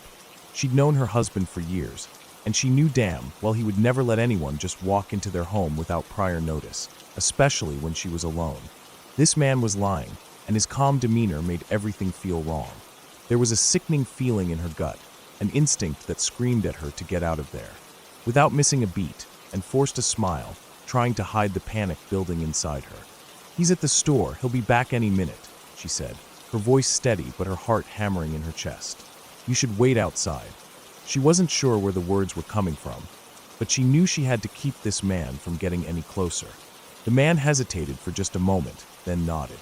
"Okay, I'll wait outside," he said, turning to walk toward the front door. His movements were smooth, too controlled, and Anne watched him carefully, every nerve in her body alert.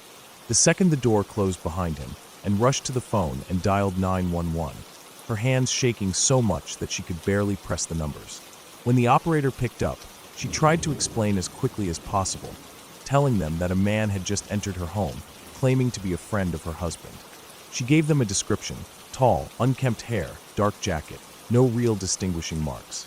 She knew she needed to act fast, but something told her the man wasn't going to stick around long enough for the police to get there. By the time the officers arrived, the man was long gone, leaving no trace except the unsettling feeling that lingered in Anne's chest. The police checked the perimeter of the house, but there was no sign of forced entry, no sign of a struggle. The man had simply walked in like he owned the place. They told Anne to stay alert and promised to patrol the area, but deep down, Anne knew the chances of finding him were slim. The feeling of dread remained, like a thick cloud in her mind. 2 weeks later, the news broke. Terry Driver had been caught. His mugshot flashed across every television screen, and for the first time, Anne saw his face. Her blood ran cold. It was the same man. The man who had walked into her house that day, who had lied and tried to gain her trust. It took her a few minutes to process what she was seeing. She froze, her breath caught in her throat. The moment she recognized him, the horror of what could have happened hit her like a freight train. The man she had spoken to, the man who had been in her home, was the same man responsible for the brutal killings that had terrorized the entire province. He had been right there, standing just feet away from her. If she hadn't kept her wits about her, if she had let him in, things could have turned out so much differently, and was left shaken to her core. The police had been unable to find him that day, but now, knowing who he really was, she understood how lucky she had been. If she had been a second slower, or if he had been more forceful in his approach, there was no telling what could have happened. The news about Terry Driver's capture spread quickly, but the reality of what could have happened lingered in Anne's mind for years. It was a feeling she couldn't shake, and it wasn't just the fear of the close encounter with a killer. It was the realization that sometimes danger doesn't announce itself. Sometimes it shows up uninvited, disguised as a friendly face, and the only thing standing between you and disaster is your ability to see through the lies.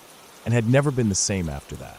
Even though she was no longer living in that house, the memory of that man walking into her life, the feeling of his presence in her home, haunted her every time she was alone. She never fully recovered from it, and I don't think I would have either. It wasn't just the terror of the moment. It was the terror of knowing that, for a brief time, someone who could have killed her was inside her home, watching her, with no one around to stop him. When I think about that story, I can't help but feel a deep sense of gratitude. I never met Anne before that moment, and she never told me about it until years later, when we were sitting together, having coffee one day. It wasn't something she liked to talk about. But now, knowing what I do, I can't imagine the kind of strength it must have taken for her to handle the situation as she did. The killer, Terry Driver, would go on to be convicted of his crimes, but the scars he left on and the memories of that day lingered for a long time. As much as the world moved on from his capture, I knew that Anne's world had changed forever. And for me, it's a reminder. Sometimes the scariest things aren't the ones you see coming.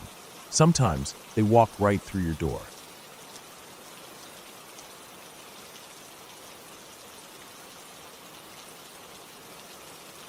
It was 2006, and I was working a regular shift at a multi-story car park. The kind of job that wasn't glamorous, but it paid the bills. I'd been there for a few months, going in at the crack of dawn, keeping the place tidy, making sure everything was in order. It was a job that mostly involved moving cars around and watching people come and go. Most of the time, the place was empty, save for the occasional shopper or office worker pulling in for a few hours. I spent most of my shifts on the upper floors, where it was quieter. There wasn't much reason to be up there, unless you were either working or parking in one of the few reserved spots. The lower floors had the majority of the action.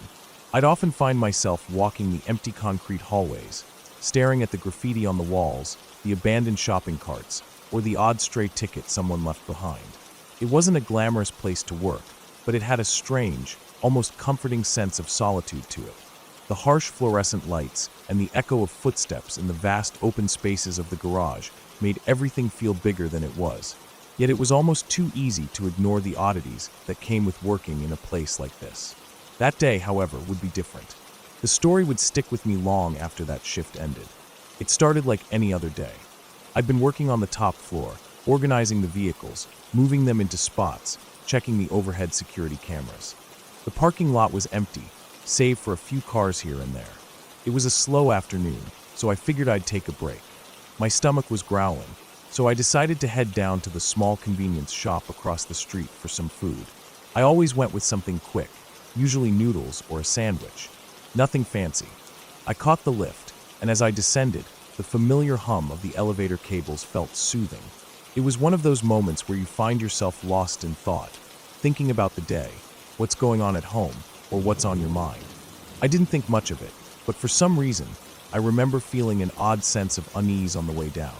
Maybe it was just the silence of the lift, or the fact that it was a dreary day outside, but something about it felt off.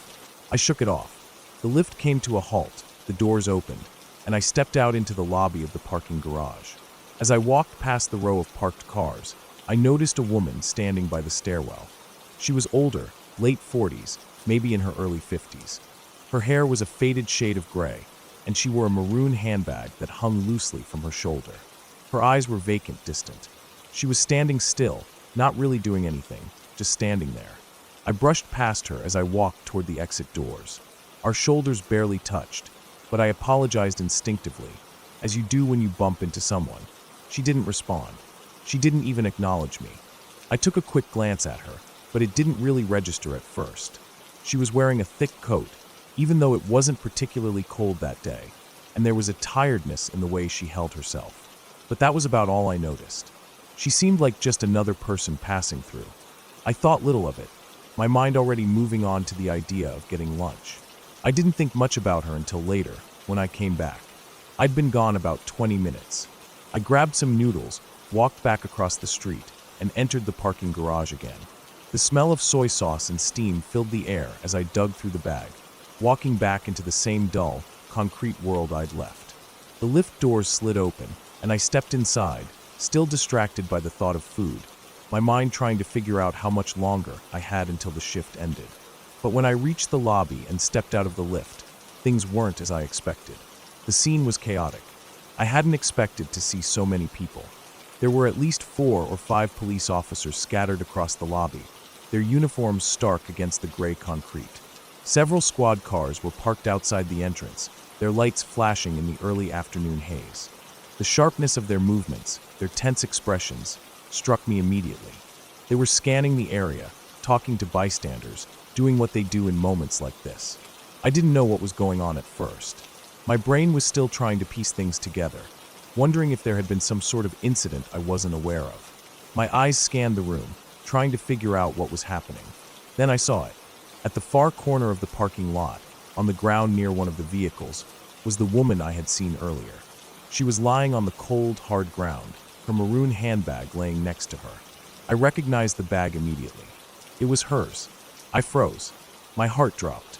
A chill ran through me as I realized the situation was far worse than I initially thought. My mind raced. What had happened? How did she get out there? I couldn't make sense of it. She was fine when I walked past her. She hadn't looked distressed or in any trouble. She was just standing there. So what had happened? I turned to one of the officers, and before I could even ask, I saw the look in his eyes. He was shaking his head as if he already knew what I was going to ask. The answer came without words. The woman had jumped from the top floor. I was stunned. The realization hit me like a ton of bricks. I couldn't believe it. If I'd only stayed a little longer, if I'd only talked to her for a few more seconds, maybe I could have done something. Anything. I couldn't shake the thought of how close I had been to her, how our paths had crossed, and how easily it could have been me. If I had been a little slower, if I hadn't gone for lunch, I might have been able to stop her. I might have been able to say the right thing, make her feel seen. But I hadn't, and now it was too late. The rest of the day passed in a blur. The police finished their investigation and left. They cordoned off the area and carried her away. The space felt emptier now, quieter. The hum of the elevator seemed distant, and the place seemed so cold and hollow. I stayed at work for the rest of my shift, my mind racing with the thoughts of what had happened. The woman was someone I'd barely interacted with, someone I hadn't even really noticed until she was gone. But her death haunted me. It was like a weight I couldn't shake. I couldn't stop thinking about the fact that if I'd taken a little more time, maybe she wouldn't have jumped. Maybe she wouldn't have felt like she had no other choice. I couldn't get her out of my head. For days after that, I kept seeing her face, imagining what it must have been like for her, the loneliness, the desperation, the hopelessness. I kept wondering if I could have done something, if I could have spoken to her, if I could have saved her from herself. But all I had was a memory of her standing by the stairwell, her eyes distant, her shoulders slumped. She looked sad then, but I didn't realize how deep her sadness ran. I didn't realize that for her, that moment was the end of the line. I went home that night, and for the first time in a long while, I thought about the people around me, the ones I'd never really paid attention to. I thought about the way we all walked past each other every day without ever truly seeing one another. It made me wonder if I'd missed something else, someone else, in the crowd, someone else who might be silently crying out for help. Someone else I might have been able to help if I had just taken the time to look a little closer. But it was too late for her, and it was too late for me to change anything. The guilt stayed with me for weeks, eating at the back of my mind, leaving me with that feeling of helplessness. But slowly, over time, it faded into the background, just another memory among the others, though it never fully left. And every time I walked past that spot in the parking lot, I couldn't help but wonder, what if?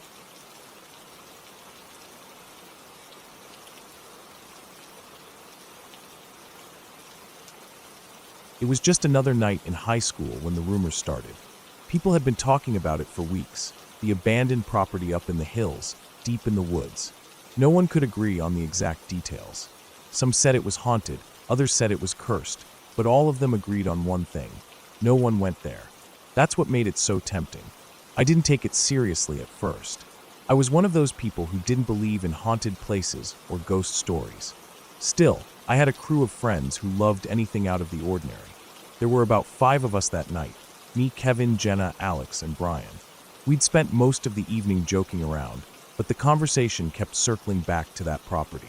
It sat on a few dozen acres of land, and there were no fences, no keep-out signs, nothing. That seemed odd in itself. No one knew why it was left like that. Some people said the owners just gave up on it after a family tragedy. Others said the place had bad luck. All I knew was that my friends and I were going to check it out. We drove up that night, not really knowing what to expect. The roads leading to the property were narrow and twisted, surrounded by dense forest. The further we went, the more isolated everything felt. There were no streetlights, only the soft glow of the headlights cutting through the darkness. The dirt road was rough, and the car shook with every bump. No one said much at first. The anticipation of what we were about to see, the excitement mixed with a bit of nervousness, kept everyone silent. When we finally reached the hill that overlooked the property, I stopped the car and turned off the engine. We all sat in the car for a moment, staring out into the blackness. The property stretched out below us, massive and empty. I couldn't see much, but you could feel the vastness of it. We knew there was an old house at the center, long abandoned and probably falling apart. You could just make out its silhouette against the sky. There were no lights, no signs of life. We sat there for a few minutes, letting the stillness of the night settle in. Then Kevin, who had been itching to do something since we got there, suggested we drive down closer to the house. Everyone agreed, and I slowly turned the car around and drove down the dirt road. The headlights cast long shadows across the landscape, the trees lining the path swaying slightly in the breeze. As we got closer, we noticed something odd. There were no trespassing signs, nothing to indicate that we shouldn't be there. But something still felt off, like we were intruding, even though we didn't have any real reason to think so. We drove right up to the edge of the property, just past a dilapidated barn, and parked the car. Everyone got out, stretching their legs and looking around. It was then that we first heard the truck. We didn't see it coming. It was a large, dark vehicle with its lights off. The first indication that anything was wrong was the sound of tires crunching on gravel. The truck came out of nowhere, speeding towards us at an alarming rate. It wasn't until it was nearly on top of us that the headlights snapped on, blinding us all. We froze, unsure of what was happening. The truck barreled straight toward us, and it wasn't slowing down. My heart slammed in my chest. I immediately slammed the car into reverse, and without thinking, I floored the gas pedal. The truck veered to the side, just missing the back of the car. We could hear the engine roar, and I could feel the tension building. The truck didn't stop. It kept coming, trying to run us off the road. I turned the car back around and sped down the road, heart pounding. I looked in the rearview mirror, and the truck was right behind us, tailing us at a dangerous speed. I tried to shake it off, weaving through the narrow roads, but the truck was relentless. The headlights shone through the mirror, and I could hear the engine roaring closer and closer. Every time I thought I had lost it, the truck reappeared, inching closer faster. It didn't take long for me to realize something. It wasn't just a random encounter. This wasn't some curious passerby. This was personal. Whoever was in that truck was angry, and they weren't going to stop. I glanced over at my friends, all of them wide-eyed with fear, and I could see the panic setting in. Alex was gripping the door handle like he was ready to jump out of the car if things got worse. Jenna's face was pale, her hands trembling in her lap. Brian, usually the calm one, was muttering under his breath, his voice shaking.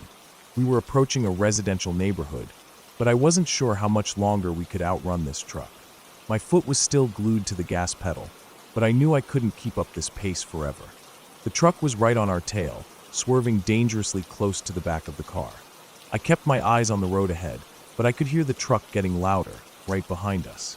Suddenly, I saw a flash of light from the corner of my eye. I swerved just in time to avoid crashing into a parked car. I wasn't sure how I managed to keep the car straight, but I was pushing it to the limit. I glanced at the mirror again, and this time the truck was so close I could see the driver. The man's face was contorted with rage. His eyes locked onto mine, and for a brief second, I swear I saw him grin like he was enjoying the chase. I turned sharply onto another road, praying we'd finally lose him. The truck followed, its engine roaring like an angry beast. We were speeding through this quiet neighborhood, passing houses and trees in a blur. The headlights of the truck bathed everything in an eerie light. I could hear the tires screeching behind us, and I knew we weren't going to get away unless I did something drastic. The truck came up alongside us, trying to force us off the road. It was right next to me now, just inches away. I could feel my grip on the steering wheel tighten, my knuckles turning white. I didn't know what would happen if we collided, but I wasn't willing to find out. The truck slammed into the side of the car, and we swerved dangerously close to the curb. My heart was in my throat, and I tried my best to keep the car under control. Ahead, I saw a church. It was coming up fast, and I knew we were about to crash if I didn't do something. The truck kept trying to force us into the church's stone wall. I took a deep breath and made a split-second decision. I turned the wheel hard, veering into an alleyway between two houses. The truck followed, but there wasn't enough space for it to keep up. We tore through the alley, narrowly avoiding a dumpster. The truck was stuck behind a row of parked cars, and I could see the man slam on his brakes, swearing under his breath. I didn't stop. I couldn't stop. I drove for what felt like forever, my mind racing, my heart pounding, and the sound of the truck's engine fading behind us. Eventually, the truck turned around, its headlights disappearing into the night. I didn't know why he stopped, but I wasn't about to stick around to find out. I kept driving, my hands still gripping the wheel, my pulse still racing. I didn't stop until I hit the main road again, and by then, the truck was long gone. We didn't talk much after that. None of us really knew what to say. We'd been lucky to escape, lucky to survive. But the thing that stuck with me wasn't just the fact that we'd nearly been killed. It was that the guy in the truck had been completely justified in his mind. We were trespassing. We'd gone onto his property, and he'd reacted like anyone who was defending their land. But the whole thing felt like more than just that. It felt like the kind of violence people are capable of when they feel justified, when they think they have a right to act however they want, no matter the consequences. I couldn't shake the feeling that if he'd had a gun or something worse, things might have ended very differently. I still think about that night sometimes. Not about the abandoned property or the chase, but about the guy in that truck. People are capable of anything if they feel justified in their actions. It doesn't matter what you've done or where you've been. They'll do whatever they think they need to do. And that's what scares me the most.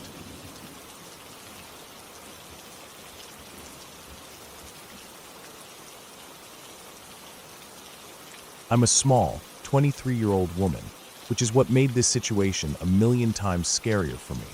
I've always been a little on edge, even before the whole incident, but living alone for the first time just seemed to amplify that feeling tenfold.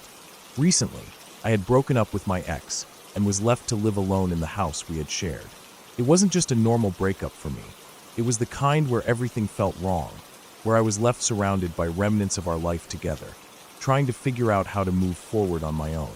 I had the house, but it was just me and the animals now. The house was big, 3 bedrooms, 1.5 baths. It should have felt like a nice space to have to myself, but instead, it just felt isolating. I remember that night like it was yesterday. It was late, around 2 a.m., and I had just gotten into bed, exhausted from work and life in general. My dog, a pit bull mix, was curled up at the foot of the bed, as she always was. I hadn't really been sleeping well since the breakup, so I was almost half dozing when I heard her.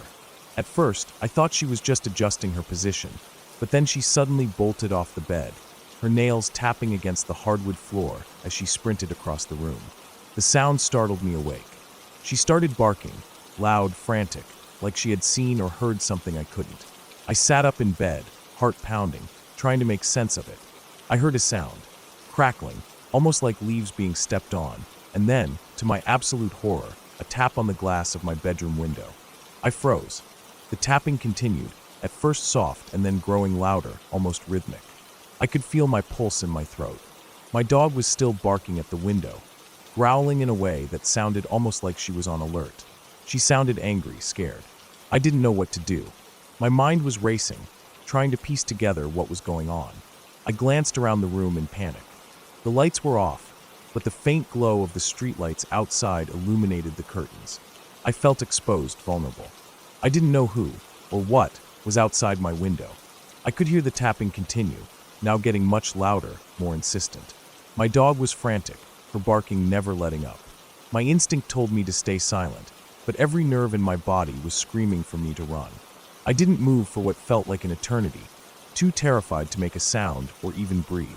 The fear was paralyzing, like something primal in me knew that whatever was outside was dangerous. After what felt like a lifetime, I managed to push myself out of bed. I grabbed my phone, still too scared to go outside of my room just yet. I crept toward the door, trying to be as quiet as possible, but my heart was thudding in my chest. I opened the door slowly, praying that whatever was happening outside hadn't heard me. I dashed down the hallway to the living room, my mind spinning. The house was eerily quiet except for the sound of my dog's frantic barking. I could hear nothing but the rhythmic tap of her paws on the floor. I stood there in the middle of the room, phone in hand, not sure what to do next. Then I heard it, a loud bang, followed by a series of frantic attempts at turning the doorknob on the kitchen door. Someone was trying to get in. They were slamming against the door, over and over, as if they didn't care if they broke it down. The sound was so aggressive, so persistent, that my stomach twisted in fear. I immediately called my girlfriend. Well, my new girlfriend, since I had recently started dating again after the breakup. I was shaking as I woke her up, her voice groggy on the other end. "Babe," I said, panicked. "Someone's outside. They're trying to break in." She was instantly awake now, her voice sharp with concern. "What do you mean?" she asked, trying to make sense of what I was saying. "I don't know," I whispered, my voice trembling. "There's someone out there. They're trying to get in. I can hear them." I could feel the tears welling up in my eyes, but I tried to keep it together. "What do I do?" She didn't hesitate. "Call the police," she said firmly. "Now." My hands were shaking so badly that it took me a minute to dial 911. As I was pressing the numbers, I heard another sound, something that made my blood run cold. It wasn't just the door being rattled anymore. Now I could hear a voice, slurred and muffled, coming from outside the kitchen. I couldn't make out the words, but it was unmistakably a man. He was yelling, his voice growing more frantic. I couldn't tell what he was saying, but the urgency in his tone made my heart race even faster. Then, as I was dialing the dispatcher, I saw him.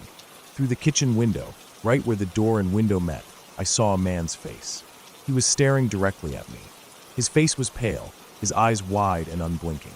For a second, we just stared at each other.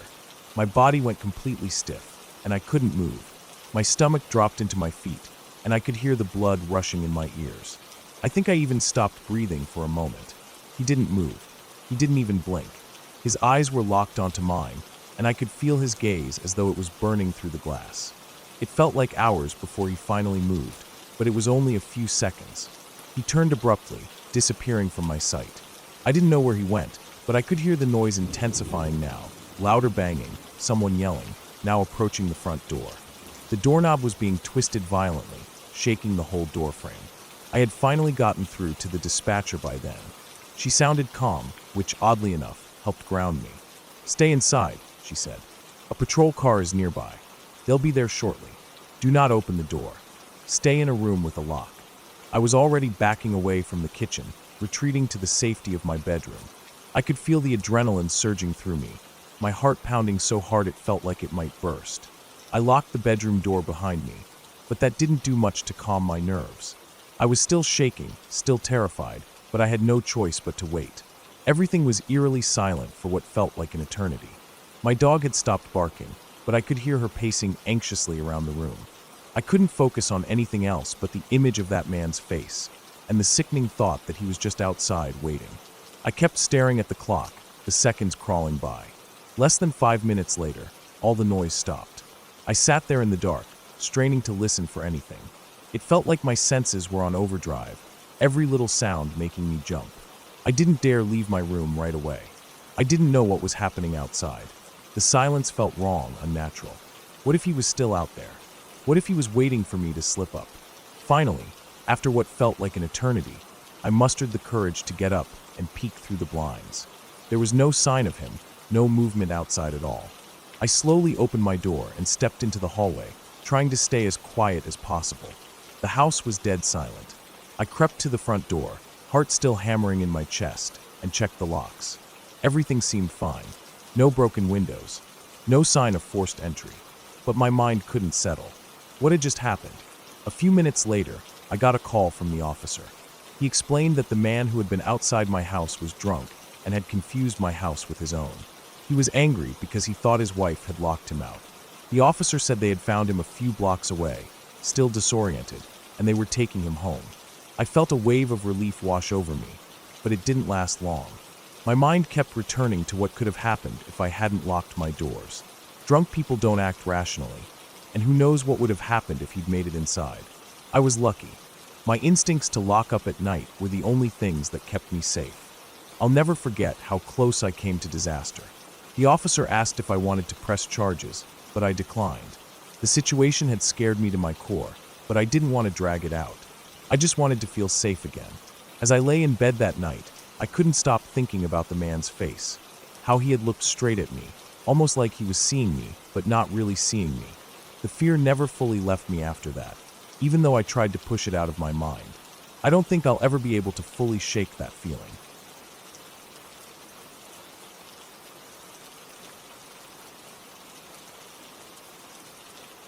When I moved to the new town, I had no idea what to expect.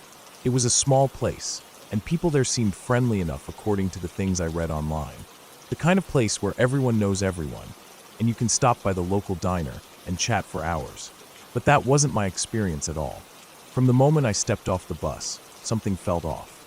I was immediately struck by how familiar some of the people looked, as if I had met them before, even though I knew for a fact that I hadn't. There was this one man in particular who was walking past the bus stop, and when our eyes met, he gave me this strange, knowing look. It was as if he recognized me. I remember feeling a chill run down my spine, but when I tried to make sense of it, I couldn't. I shrugged it off at first, thinking maybe it was just a weird coincidence. I didn't know anyone here, after all, but it kept happening. Everywhere I went, I saw faces that looked oddly familiar. Not like, oh, I've seen you before, but more like I know you, I really know you. But I hadn't met them before. It was unsettling. The weirdness didn't stop there. I went to a few local places to get a feel for the town, including the small corner store to grab some essentials. When I entered, the woman behind the counter gave me a strange look and said, "Oh no, you again?" I was stunned. I hadn't been there before in my life. I must have looked like a deer caught in headlights because she just turned her back to me, muttering something under her breath, and didn't say another word. I left the store feeling utterly confused. I decided to try renting a room from a few places. It wasn't like I had many options. The town was small, and there were only a few rental spots available. I walked into one place, and the owner, an older man with a thick beard, told me he couldn't rent the room to me. When I asked why, he gave me a strange look and said, "My co-tenants saw you following and stalking them." I was taken aback. I had no idea what he was talking about. I tried to argue, but he wouldn't listen. He just repeated that they had seen me around, and they didn't want someone like me staying in their place. I stood there for a moment, trying to process what had just happened. Was I forgetting things? Was something wrong with my mental health? Had I somehow started to follow people without realizing it? It made no sense. I'd never seen these people before in my life, yet they seemed to know me in ways that didn't add up. I needed to clear my head, so I left the town for a few months and went abroad. I figured maybe it was just a cultural thing, some weird local behavior that I had stumbled into. When I got to another country, everything felt normal. People were polite, nothing felt out of place. I had a sense of relief. Maybe I was just being paranoid, I thought. Maybe the small-town life had its own quirks that I wasn't used to. 3 months later, I came back to the town, thinking everything would have blown over. But when I went to a fast food restaurant to drop off my CV, something strange happened again. The guy behind the counter looked at me and said, "You were here a month ago, and it hasn't changed. We aren't recruiting." I was stunned. I had just gotten back from being abroad. I hadn't been here a month ago. I had records of my flights, and my bank account showed all the transactions from my time overseas. It was impossible. That's when it hit me. Something wasn't right. I started paying closer attention, trying to make sense of everything. I checked my phone, my social media accounts, even my receipts and tickets. Everything lined up. I had truly been out of town for 3 months. The more I thought about it, the more questions piled up. How could this have happened? One day, I stumbled upon something that I still can't fully explain. I was sitting in a cafe, going over some documents, when I glanced up at the screen, showing the CCTV footage of the store I had been in. I froze. There, on the footage, was a person who looked exactly like me. The same height, the same build, the same hair. And the worst part, he was stealing something. I couldn't breathe. I wasn't just seeing a look-alike. I was looking at someone doing things I never did, actions I couldn't possibly remember. That moment shattered everything. The guy in the video had even the same hairstyle I had at the time. How was it possible? It wasn't like someone had just copied me in passing. It was me, or someone who looked exactly like me. The thought made my skin crawl. My mind was racing, trying to make sense of it.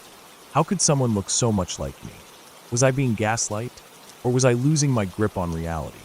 The next few weeks were a blur. I couldn't stop thinking about the man in the video. I started asking around, trying to figure out if anyone else had seen him. But when I brought it up, people just gave me odd looks, as if they were already aware of what I was talking about. I couldn't shake the feeling that I was being watched.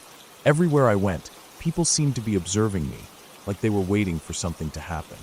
I couldn't even walk down the street without seeing a face that looked like mine, or worse, someone who seemed to know me. There was this one man, a construction worker, who passed me one day and gave me this tight smile, as if he knew me in a way I didn't understand. And then it happened. I saw another one. This time, it was at the grocery store. He was shopping with a woman and a young child. He looked just like me, same face, same build, same posture. But he wasn't me. I was staring at him, frozen in disbelief. I followed him for a few minutes, just to make sure I wasn't seeing things. He turned down an aisle, and I lost sight of him. It wasn't just the lookalikes anymore. People seemed to be treating me differently, like they were anticipating something. The weight of their stares felt suffocating. I had never felt so out of place in my life. A few days later, I finally confronted one of the people who had been acting strange around me. I asked him why he seemed to know me. He didn't answer at first, but then said, "You really don't remember, do you?" He went on to describe things I hadn't done, places I hadn't been, and events I couldn't recall. It was like he was talking about someone else, but he was looking at me. That was when I understood. I wasn't the only one. There were at least 2 others who looked just like me. 2 men living in this town, doing things that I had never done. They were the ones who had been stalking people, stealing things, and acting like they knew everyone. I had no idea who they were, but I knew they were out there, and somehow they had blended in, using my face as their cover. The realization hit me like a ton of bricks. I had never been a part of this twisted game. I was just another pawn, a person who had stumbled into a place full of confusion and manipulation. These lookalikes were probably the ones who had been causing all the trouble. They had assumed my identity, using it to do things that had stained my reputation. I wasn't crazy. I wasn't losing my mind. I was the victim of an elaborate scheme that had somehow been built around me. The people in town weren't welcoming me. They were just reacting to someone who looked like me. They were scared of me. And it wasn't just because of what I had done. It was because of what someone who looked like me had done before me. The town had been poisoned by these imposters, and no one knew what to make of me when I showed up. I never really figured out how many others like me were out there. I I stopped asking questions after a while. It didn't matter anymore. What mattered was that I had to leave, to start fresh, away from the town where I was nothing but a ghost, a shadow of someone else. A person who would always be seen as a threat, whether I wanted it or not. So I packed up my things and moved once again, this time to a place far away, where no one knew my face, where no one could look at me with fear in their eyes. But I still think about that town, the faces that looked like mine, and the strange lives that I'll never fully understand. I still wonder if there are more of us out there, and if one day I'll meet another who looks just like me.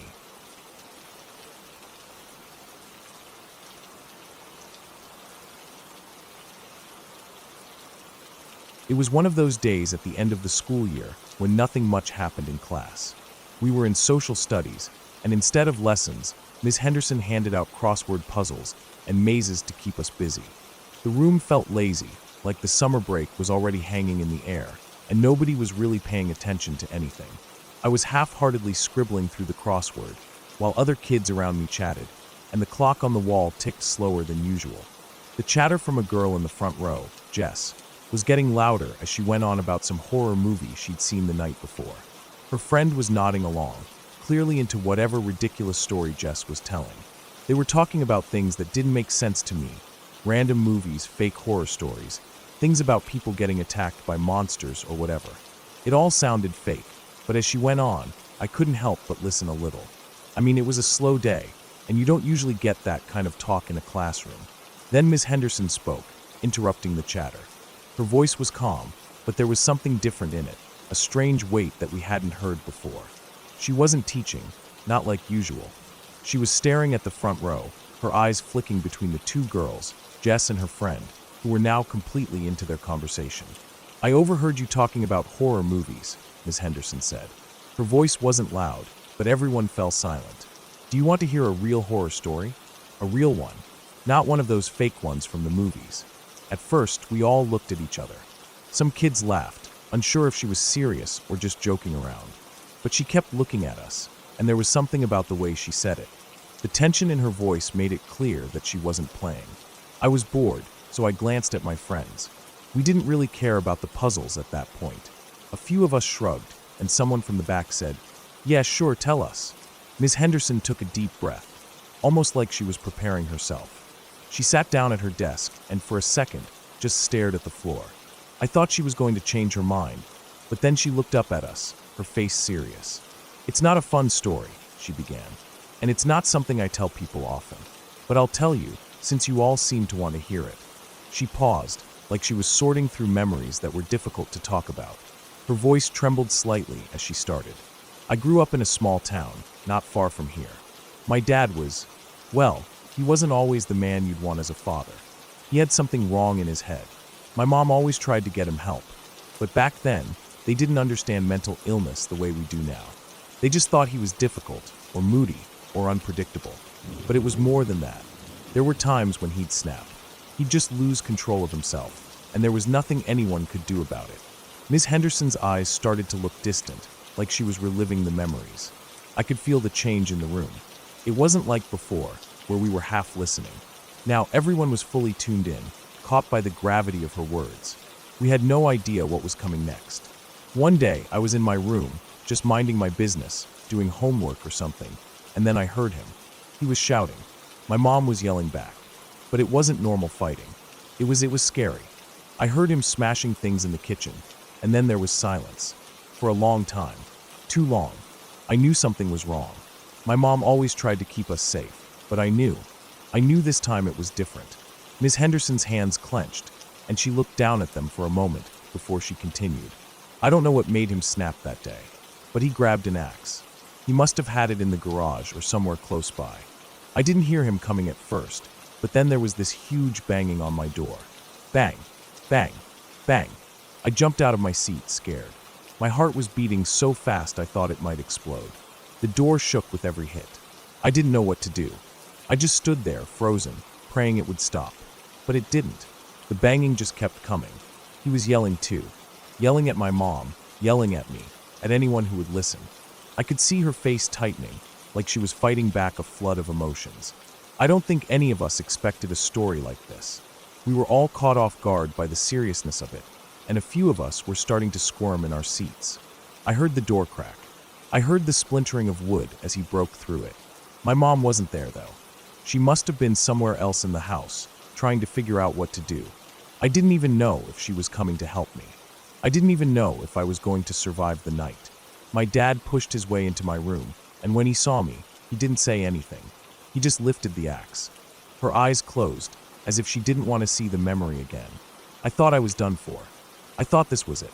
I thought that was how my life was going to end. But then my mom came. She came running down the hall. She was screaming, but not at me, not at anyone. She was yelling at him to stop. She jumped on him. She tackled him, right there in the doorway of my room. She was small, but she was strong. She grabbed the axe out of his hands, and then she ran into the bathroom and locked the door with my sister inside. She was protecting us, trying to keep him out. I saw a few kids look at each other, like they didn't know what to think. I couldn't believe this was happening in real life. It felt like one of those movies, the ones Jess had been talking about earlier. But it was real. Miss Henderson continued, her voice quiet now. I opened the window. It was a small window, but I squeezed through it. I don't know why I thought of that. I guess it was the only way out. I ran out of the house, through the backyard, to the neighbor's place. I banged on their door, and they called the police. I was terrified. I couldn't stop shaking. And when the police came, they arrested my dad. But it wasn't over. Not for him. She took a long breath before finishing. My dad ended up in jail, but only for a little while. He wasn't well. The doctors couldn't fix him, and eventually he got out. And when he did, he took his own life. I didn't know how to feel about it. I think in some ways I was relieved. But I was also sad. I couldn't hate him. He was sick, and that's all I could really understand about it.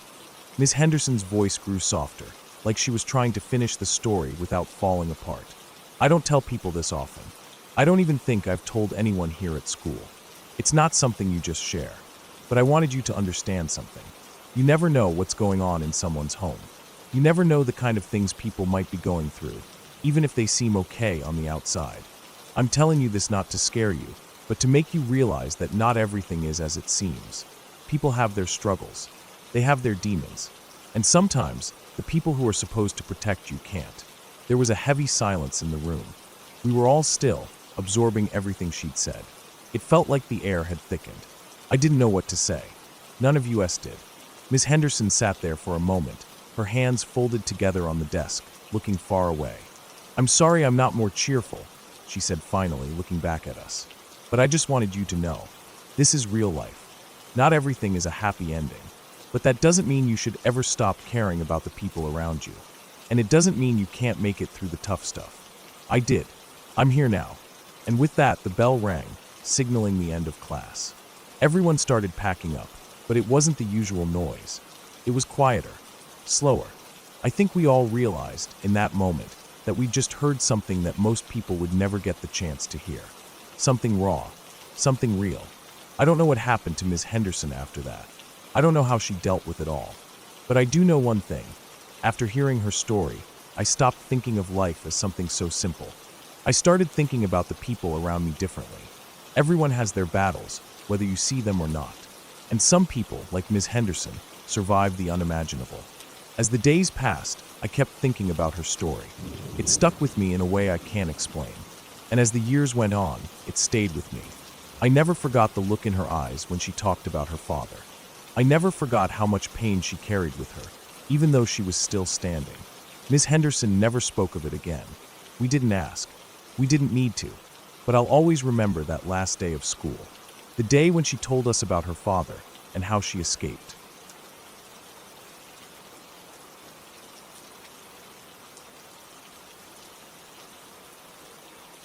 I didn't want to hear the full story at first. My family member, who I'll call Dave, was the one who told me about it.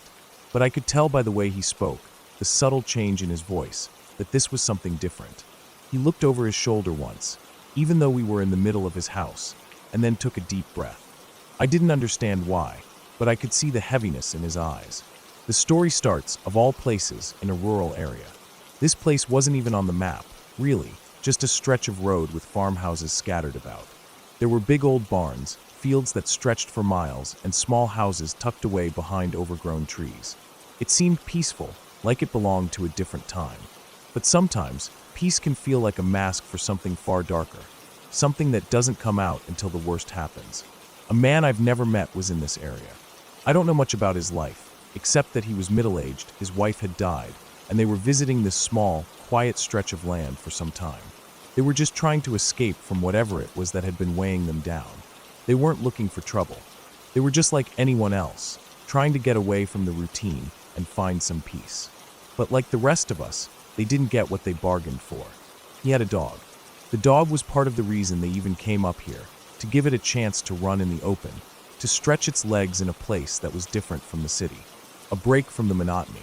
They pulled up at a farm along the road, just another place on a winding, dead-end road that had the kind of isolation people only dream of. The family parked the car near the barn, and for a moment, everything felt still.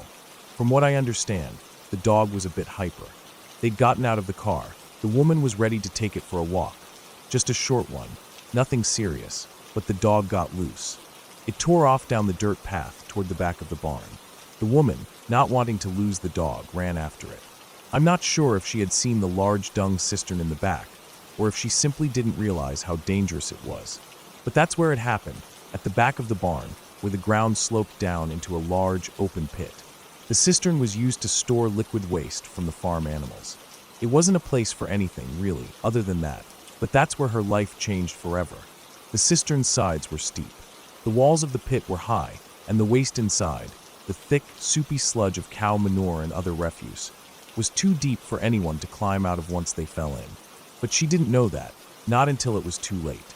She must have seen the dog struggling in the muck, panicked, and decided to jump in after it. The last thing she probably thought about was how to get back out. By the time the farmer got home, the car was still there, parked with its doors wide open. It wasn't something you'd expect to see at an abandoned farmhouse, much less with the engine still warm. He didn't think much of it at first. Maybe someone had just left in a hurry. But as he walked around the property, something felt off. No sign of anyone. No dog, no woman, just a vehicle sitting idle on the dirt road. The man went into the barn and looked around. And that's when he found them. He saw the dog first. It was floating, its body limp in the thick, brown liquid. He probably didn't realize the full extent of what was happening at first. He probably thought that the dog had simply gotten stuck or drowned. But then he looked closer. He saw her. The woman's body was near the edge of the cistern, her arms floating out of the liquid. Her clothes were soaked, heavy, and clinging to her skin. The air must have been suffocating, filled with the pungent smell of rotting waste. And the farmer must have realized right away. The same thing that had become painfully clear later to everyone who heard the story. She hadn't died from drowning in water. She had drowned in something worse. Something that didn't just take your breath, but slowly took everything from you. The smell of the place was the first thing that hit you, suffocating, crawling down your throat and into your lungs. The fumes from the dung, trapped in that pit for God knows how long, were toxic. It wasn't just a matter of drowning. The air would have been thick, poisonous, and as soon as she jumped in, she would have known it was too late. The way Dave described it, he couldn't imagine what she went through in those last moments. The initial panic, the struggle. Maybe she tried to claw her way out, or maybe she just gave up. But either way, she lost consciousness eventually, the toxic fumes overwhelming her. And then, as her body relaxed, sinking deeper into that thick mess, the dog had probably done the same. But neither of them ever got out. I don't know what the farmer did after that. I don't know how long he stood there, staring at the scene, but I can't imagine it was long. He called the authorities, of course, but by the time they arrived, it was already a tragedy. There wasn't much they could do except pull the bodies from the muck and try to make sense of it all. What really stuck with me was how little anyone knew about what had happened. No one had seen the woman jump in. No one had witnessed it. There was no way to know for sure. But the farmer's discovery told the story. A life lost, a family member taken away in the most unimaginable way. I think about that a lot, about how fragile life is, and how, in a moment, everything can change. I can't even begin to understand the kind of terror she must have felt, knowing there was no way out. The toxic air, the weight of the muck around her, the feeling of her lungs filling with something far worse than water. It's enough to make anyone shudder just thinking about it. A slow, painful death in a place where no one should have to die. And the dog, too, I think. What must it have thought running out there? What must it have felt when it realized there was no way back? I've heard a lot of things since then, people telling stories of similar things happening in other places. People falling into pits like this. It's not rare, and that's the worst part. The more you hear about it, the more you realize how many places like this exist, hidden, abandoned spots where no one thinks to check. It's easy to think something like that could never happen to you until you hear about it, and you realize how easily it could. This story has stayed with me. The details are still so vivid in my mind. The smell, the toxic fumes, the dog's body floating in that horrible mess. The farmer finding them there, helpless, and the quiet weight of the whole thing. It wasn't something I wanted to think about, but I can't shake the image of it. And I can't forget that there are probably more places like that out there.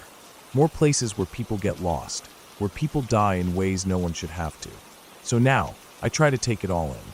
I think about how fragile everything is, how easily something can change. Life has a way of surprising you, of throwing something your way that you never expected. And in those moments, you realize how little control you really have. The farmer, he was just going about his day. The woman, she was just trying to enjoy a walk, taking her dog out, not expecting anything tragic to happen. But in the end, that's what happened. A quiet, terrible end, in a place most people would never think to look. Sometimes I think it's not the big things that take us down, it's the quiet, unexpected things. The small moments where you don't realize what's about to happen. The kind of tragedy that unfolds in places no one sees coming.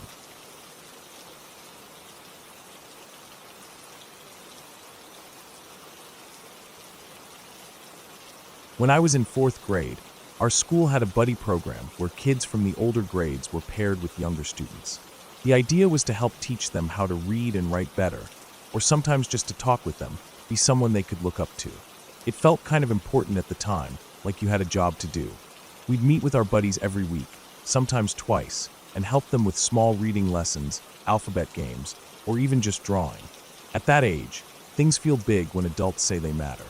My buddy was Cameron Bell. He was a 1st grader, just 6 years old. He was short, blonde, and a little quiet, but not in a way that made him seem shy. He would talk if you started the conversation, and once he was comfortable, he was full of energy. He had a little gap between his front teeth, and when he smiled, it made his eyes squint up in a way that made you smile back without thinking. He was obsessed with angry birds. It was the only thing he ever wanted to draw. Every time we got free time to do art together, he'd pull out the red crayon, then the yellow, then black, and start working on those angry little faces with their eyebrows slanted just right. His drawings weren't perfect. In fact, his lines were shaky, and he pressed too hard sometimes, tearing the paper. His handwriting was a mess, with letters either huge and crooked or tiny and squished into a corner. But he loved doing it. It wasn't about how good the drawings were. He just liked being creative. I didn't know much about his life outside of school. None of us did. He never talked about home. I remember once he mentioned a dog named Dusty, and another time he said he had a big green blanket with frogs on it. But that was it. We were kids. We didn't really think about what went on after the bell rang. That morning, everything felt wrong the second I walked into class. It was like the air was different. Our teacher, Ms. Keller, was sitting at her desk with her hands covering her face. Her shoulders were shaking like she was trying not to cry too loud. A police officer was standing in the corner of the room. He wasn't doing anything, just standing there, like he didn't want to be there either. We weren't told anything right away. I took my seat like usual. The bell rang, and no one was talking. Even the kids who always messed around in the mornings were quiet. Everyone could feel something was off. Ms. Keller wiped her face with a tissue and stood up. Her voice was shaking as she spoke, and I remember her hands wouldn't stop fidgeting with the corner of her sweater. She said that something terrible had happened. She told us that someone from our buddy class, someone we knew and cared about, wouldn't be coming back. She said his name, Cameron Bell. She said he had passed away. That was the phrase she used. Passed away. I didn't understand at first. I sat there waiting for more. Passed away could mean a lot of things. Maybe he moved away. Maybe he got sick. Maybe he was in the hospital. Maybe he would come back. Then someone asked what happened. Ms. Keller just said it was an unfortunate series of events. And then she cried again. She couldn't keep going. The rest of the day was a blur. We didn't do normal schoolwork. Some kids were taken out of class early by their parents. I sat at my desk and stared at nothing. I couldn't stop thinking about Cameron's last drawing. It was a blue angry bird. He had given it 3 eyebrows by accident, and then laughed so hard he almost fell off his chair. He made a joke about how that bird was extra mad. When the final bell rang, I grabbed my backpack and walked out like a robot. The hallway felt different. The first grade classroom was empty. The lights were off. It felt wrong. I walked home that day even though I usually took the bus. I needed to think. I needed air. When I got home, my mom was already in the kitchen. She didn't ask why I walked. She had a tight look on her face, like she already knew. I dropped my backpack and stood there waiting for her to say something. That's when she told me the truth. She didn't soften it. She just said it. Cameron's dad had taken him to a church that morning, a church that was close to their house. They were alone. He shot Cameron in the head. Then he shot himself. The words didn't even make sense when I heard them. I couldn't picture it. I didn't want to. I didn't cry right away. I just stood there with this empty feeling in my chest, like someone had cut something out of me and left nothing behind. Later that night, I sat on my bed and looked through my folder from school. I had a few of Cameron's drawings. Ms. Keller had told us to keep the ones we liked. One of them was that red angry bird, the classic one, with the fire behind it. He had written his name in the corner, Cameron, with the R flipped backward. I stared at that drawing for a long time. I didn't want to put it down. That week, the school brought in counselors. They gave us forms with pictures of faces showing different emotions and asked us to point to how we felt. I didn't want to do it. I wanted everything to go back to normal, but it never did. We had a memorial service for Cameron. It was held at the school gym. They put up pictures of him, some of his drawings, a few notes from teachers. One of the kindergarten teachers said she remembered him always offering to help clean up after snack time. Another teacher talked about how much he loved the swings. I sat in the back. I couldn't look at the pictures too long. It felt like I was looking at something I shouldn't be seeing, like it was private, like maybe Cameron wasn't supposed to be gone. After that, the buddy program was paused. Then it just quietly ended. No one said it was because of what happened, but everyone knew. The first grade class felt empty after that. You'd walk past and see kids coloring or reading, but something had changed. A gap had opened up, and no one could close it. I still thought about him all the time. At first, every day. Then every few days. Then weeks would pass. But something always brought him back. A few months later, I found myself drawing angry birds again, even though I'd grown out of it. I was sitting at the kitchen table with some paper and crayons I hadn't touched in a while. I tried to draw one the way Cameron used to, big eyebrows, bold colors, pressed hard into the paper. I wasn't trying to be good. I just wanted to feel closer to that memory. I kept a few of his drawings in a folder in my desk for years. I couldn't bring myself to throw them away. Sometimes on quiet nights, I would pull them out and look at them under my desk lamp. The paper had started to yellow, and the crayon marks were faded, but I could still see his little backwards R and the way he colored outside the lines. As I got older, the memory never fully left. I'd be in a class or walking past a playground and suddenly see a kid who looked like Cameron. Same blonde hair, same small backpack, same way of looking around like everything was new and interesting. Every time, my chest would tighten and I'd look away. There was no real explanation for what happened. People whispered about how his father had been struggling since his wife died. Some said he'd lost his job. Others said he'd been in trouble before. But in the end, it didn't change anything. Cameron was still gone. 9 years have passed now. I'm in college. I've seen more of the world, met more people, been through different things. But Cameron is still there, in the back of my mind. When I hear a child's laughter in a park or see a kid proudly showing someone their drawing, I think of him. When I see an Angry Birds sticker on a notebook, I feel a pang in my chest. His smile still haunts me, not in a scary way, but in a way that reminds me of how fragile everything is. He didn't do anything wrong. He didn't deserve what happened to him. He was just a little boy with messy handwriting who loved red and yellow crayons more than anything. Sometimes I wonder what kind of person he would have become. Would he have kept drawing? Would he have gotten better at writing? Would he have outgrown Angry Birds and moved on to something new? I don't know. I'll never know. But I remember him, and I always will. That smile, the one with the gap in his teeth, the one that made his eyes disappear into squints. It's still there, somewhere in my memory, burned into my mind like a photo you never forget. I keep that folder with his drawings in a box under my bed now. I don't look at it often, but I know it's there. It's my way of holding on to something real, something innocent, something that was taken too soon. And maybe in some quiet way, that's enough.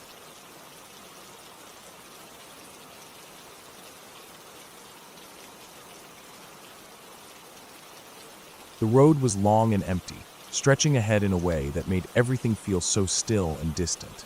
There were no towns, no signs of life, just the monotonous hum of my car's engine and the occasional flicker of the headlights bouncing off the curves of the asphalt.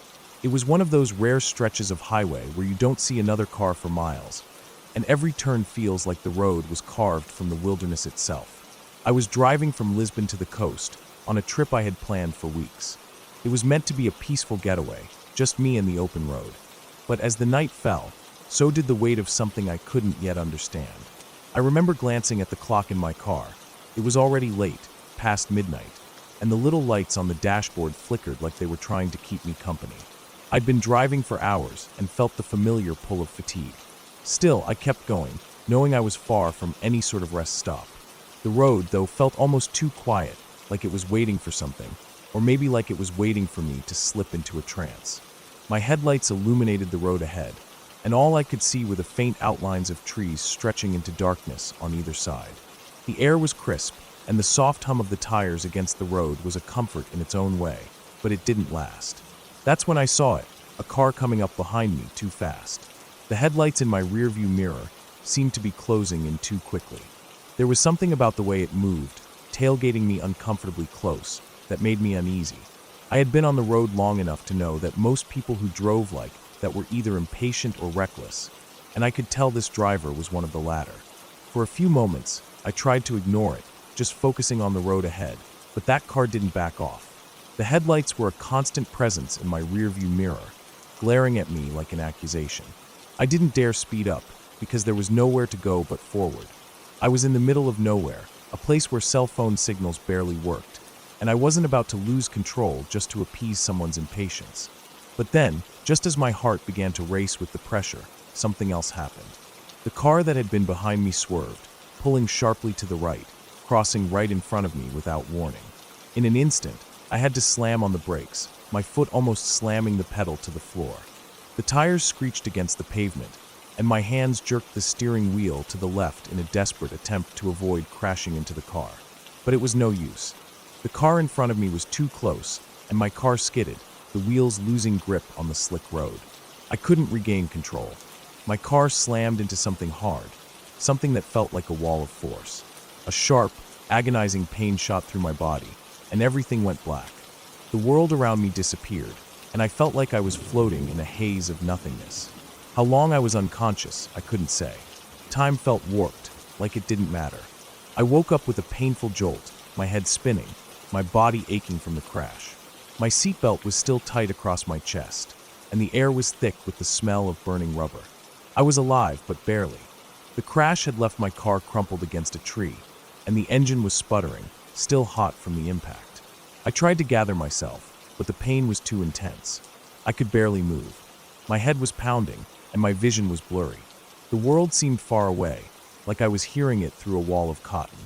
I knew I needed to get out of the car, but my limbs weren't cooperating. That's when I saw them. A group of people, strangers, appeared out of nowhere, emerging from the darkness like shadows. I don't remember hearing their footsteps or seeing them approach. 1 minute, there was nothing, and the next they were standing around my car. Their faces were a blur, but I could make out their clothes, dark, simple clothing, like they were dressed for a casual evening in the cold. They started talking to me, their voices low but urgent. They told me not to move, that they were calling an ambulance, that I should just hang on. But I couldn't comprehend it all. My mind felt foggy, my thoughts scattered, and I couldn't grasp who they were or why they were here. I was so disoriented that I couldn't even register if they were real or if my mind was playing tricks on me. They kept telling me not to move, but I didn't even have the strength to respond. I passed out again, slipping into darkness once more, and the next thing I knew, I was waking up to another set of voices. This time, the situation was different. I could hear the hum of an engine, an ambulance, maybe? I tried to focus, to push past the pain in my head, but it was hard. When I opened my eyes, I saw a paramedic kneeling by my side, his face shadowed in the dim light from the ambulance's interior. He was asking me questions, checking my pulse, moving my limbs gently. I heard the ambulance siren wailing in the distance, but there was something off about the whole situation. I managed to whisper something about the people who had helped me, the ones who had been there before the ambulance arrived. But the paramedic just looked at me with a confused expression. "No one was here," he said quietly. "You were alone when we found you. We got a call about the accident, and we've been looking for you." I stared at him, my mind racing. It didn't make sense. I had been conscious. There had been people there, people who helped me. There had to have been. But the more I thought about it, the more I realized that they were all gone. I couldn't remember their faces clearly, just vague outlines in the dark. They were gone, and no one else had seen them. But that wasn't the worst part. As the ambulance pulled away, my mind started to piece together the rest of the details. My car, crumpled and battered, was a wreck, but there was something else that struck me as odd. I remembered the trunk of my car, how I had been so careful to lock it before I left. But when they opened it, everything was gone. My computer, my camera, even the spare change of clothes I had stashed back there. All of it was gone. Stolen. I didn't want to believe it, but there was no other explanation. Whoever had been following me on the road, whoever had caused the crash, had somehow managed to take everything from my car. And yet, no one had seen them. The group that had helped me, the strangers who had appeared out of nowhere, had they been a part of it?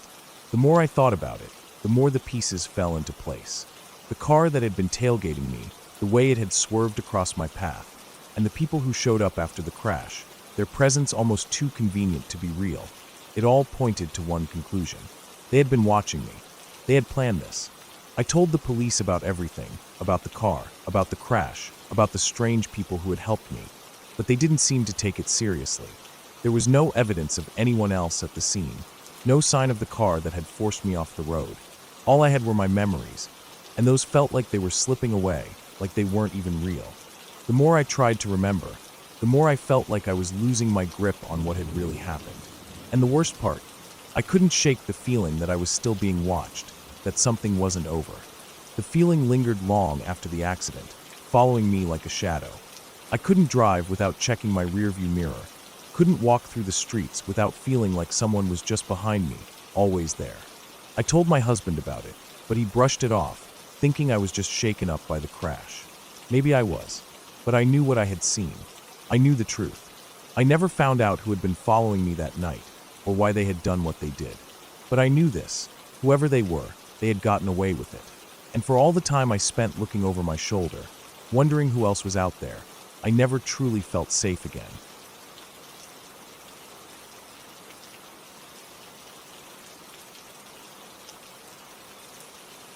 It was the night before my final exam, and my accommodation contract was up, meaning I had nowhere to stay. I attend university outside my city, so I rented a student accommodation for the academic year. My exam was scheduled for the next day, and as usual, I found myself cramming at the last minute. Normally, I'd head to the library, open 24/7 for students, but when I arrived at midnight, I was greeted with an unexpected sign: closed for emergency maintenance. It was one of those nights where everything seemed to go wrong. I stood there for a moment, unsure of what to do next. I was determined to study, and there was no way I was going to head back to my accommodation. That would have been a waste of the night. I checked around for any other options. After a few minutes of walking around the campus, I realized I didn't have much choice but to book a hotel. Most of the hotels nearby were either fully booked or ridiculously expensive, but then I saw it. The one place that looked like it might work, a cheap hotel down the road. I wasn't thrilled about staying somewhere I knew nothing about, but at that point, I didn't have many options. I checked the address, and it seemed to be just a 30-minute walk down a quiet, dark road. As I walked, my nerves started to kick in. The area was completely silent, with nothing but the occasional rustle of wind through the trees. I didn't feel entirely comfortable, but I told myself I'd be safe in a hotel. I pushed the unease aside. The light in the distance grew closer, the faint glow from a street lamp marking the end of the road where the hotel awaited me. When I finally reached the building, I was relieved to see the light above the entrance flickering on. It looked like an old Victorian-style building, one of those places you'd see in horror movies with the crooked architecture and peeling paint. It gave off a strange vibe, but again, I was too tired and stressed about my exam to pay much attention. I pushed the door open. No one was at the reception. I stood there for a few moments, ringing the bell a couple of times. No answer. It felt odd, but I figured the staff must have been busy. Just as I was about to ring again, I saw him. A tall man, standing at the top of the stairs, staring directly at me. I froze. I wasn't sure what to make of him. He didn't smile or speak. He just looked down at me. His appearance was unsettling. He was tall, disheveled, and dressed in a dark coat that hung oddly on his frame. He didn't look like a staff member, but I couldn't quite place him. I cleared my throat, hesitating, and asked, "Do you work here?" He slowly shook his head, then muttered something that sounded like, "Just another guest." His voice was rough, distant. I nodded awkwardly, unsure what to say. Then he proceeded to ask me a series of personal questions. Where I was from, where I had been, why I was staying. It was a bit much, but I answered as vaguely as possible. The man didn't seem to care about my responses. He just kept staring, his eyes never leaving mine. After a few more awkward moments, he turned and walked up the stairs, his footsteps echoing in the empty building. I was left standing in the reception area, feeling more uncomfortable by the second. Just as I was about to think about leaving, a staff member came into the reception area. I booked the room as quickly as possible. The man had been strange, but I needed a place to stay, and I wasn't about to back out now. I grabbed the key and headed upstairs, my footsteps slow and deliberate. The hallway was quiet, unnervingly so. As I made my way down the corridor, I heard what sounded like knocking on the door next to mine, then some shouting. The noise caught me off guard, and I stopped in my tracks for a moment. It didn't seem to be a pleasant conversation. I ignored it, assuming it was nothing out of the ordinary. When I reached my door and inserted the key, I was startled by a sudden knock on my door. I opened it, and there he was again, the strange man from before. He was standing just outside my room, a few inches away, his expression unreadable. "Are you alone?" he asked. I felt a wave of anxiety wash over me. I didn't know why, but I felt as though I was being watched more closely than I liked. I wasn't about to tell him the truth, so I lied. "My friend's coming over in 5 minutes." He seemed to accept that and didn't press further. But then, he did something I wasn't expecting. Without warning, he tried to force his way into the room. I was caught off guard, and instinctively I shoved the door back, slamming it in his face. My heart was pounding in my chest, but I didn't know if I should call the police or if I was overreacting. He didn't seem aggressive at first, but his persistence unsettled me. For the next 10 minutes, I sat on my bed, trying to calm myself down. I turned on a YouTube video to distract myself, hoping to drown out the thoughts running through my head. The video had some light conversation in the background, which helped keep me from getting too anxious. I figured it would keep me calm enough to get back to studying, but I couldn't shake the feeling that something was off. Then it happened again. Another knock on the door. My blood ran cold. I froze for a second, then listened. After the knock, I heard him moving away, his footsteps light but deliberate. Then the sound of knocking came from the door next to mine. This time, I held my breath. There was a long stretch of silence. The next thing I knew, the entire wall shook. There was a loud bang, followed by more shouting. The sound sent a jolt of terror through me. I couldn't move. I heard the man screaming, though his words were muffled by the walls. My hands were trembling as I pressed my back against the door, too afraid to do anything else. I wasn't sure if the situation was escalating or if I was just imagining things, but I didn't want to find out. I could hear more shuffling, the sound of doors being banged on, but I was too scared to even peek outside. I stayed there, waiting for any sound that would tell me this nightmare was over. It wasn't. The next sound I heard wasn't the man at my door. It was the sound of a door breaking down. Then there was a scream. That was when I knew something wasn't right. The man was trying to hurt someone. I don't know how long I stayed there, frozen. My mind was racing. Was I next? Should I run? Should I scream? Minutes passed, and then I heard the unmistakable sound of sirens outside. The police had arrived. I opened the door just slightly and looked outside. Officers were speaking to the person in the room next door, the one who had screamed. The man from earlier was nowhere to be found. I don't know how long I waited, but the police eventually came to my door. They asked if I had seen anything, but I couldn't provide much. I was too shaken to speak coherently. The officer seemed to understand and took down my details before moving on. It wasn't until later that I learned more about the man. He was a prime suspect in several murders in the area, and the police believed he was trying to add to his list that night. The person in the room next door, the one who had screamed, was unharmed, though visibly shaken. I heard him talk to the police, explaining what happened. He said the man had tried to force his way into his room too, and after failing, he had broken down the door. The man was carrying knives, machetes even, and was ready to kill. I left the hotel that night, not wanting to stay another minute. My exam was just hours away, but I couldn't focus on that anymore. I was too terrified to think straight. I never went back to that hotel. I couldn't shake the feeling of dread, and the idea that I had been so close to someone who had killed before, maybe even more than once, was enough to make me swear never to take the cheap route again. Months later, I found out through a few conversations with the person next door that the man was indeed a suspect in multiple killings.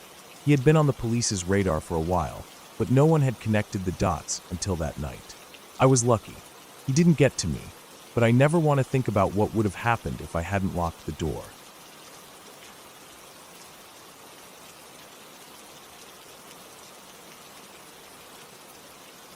It was one of those quiet nights, the kind where everything feels too still.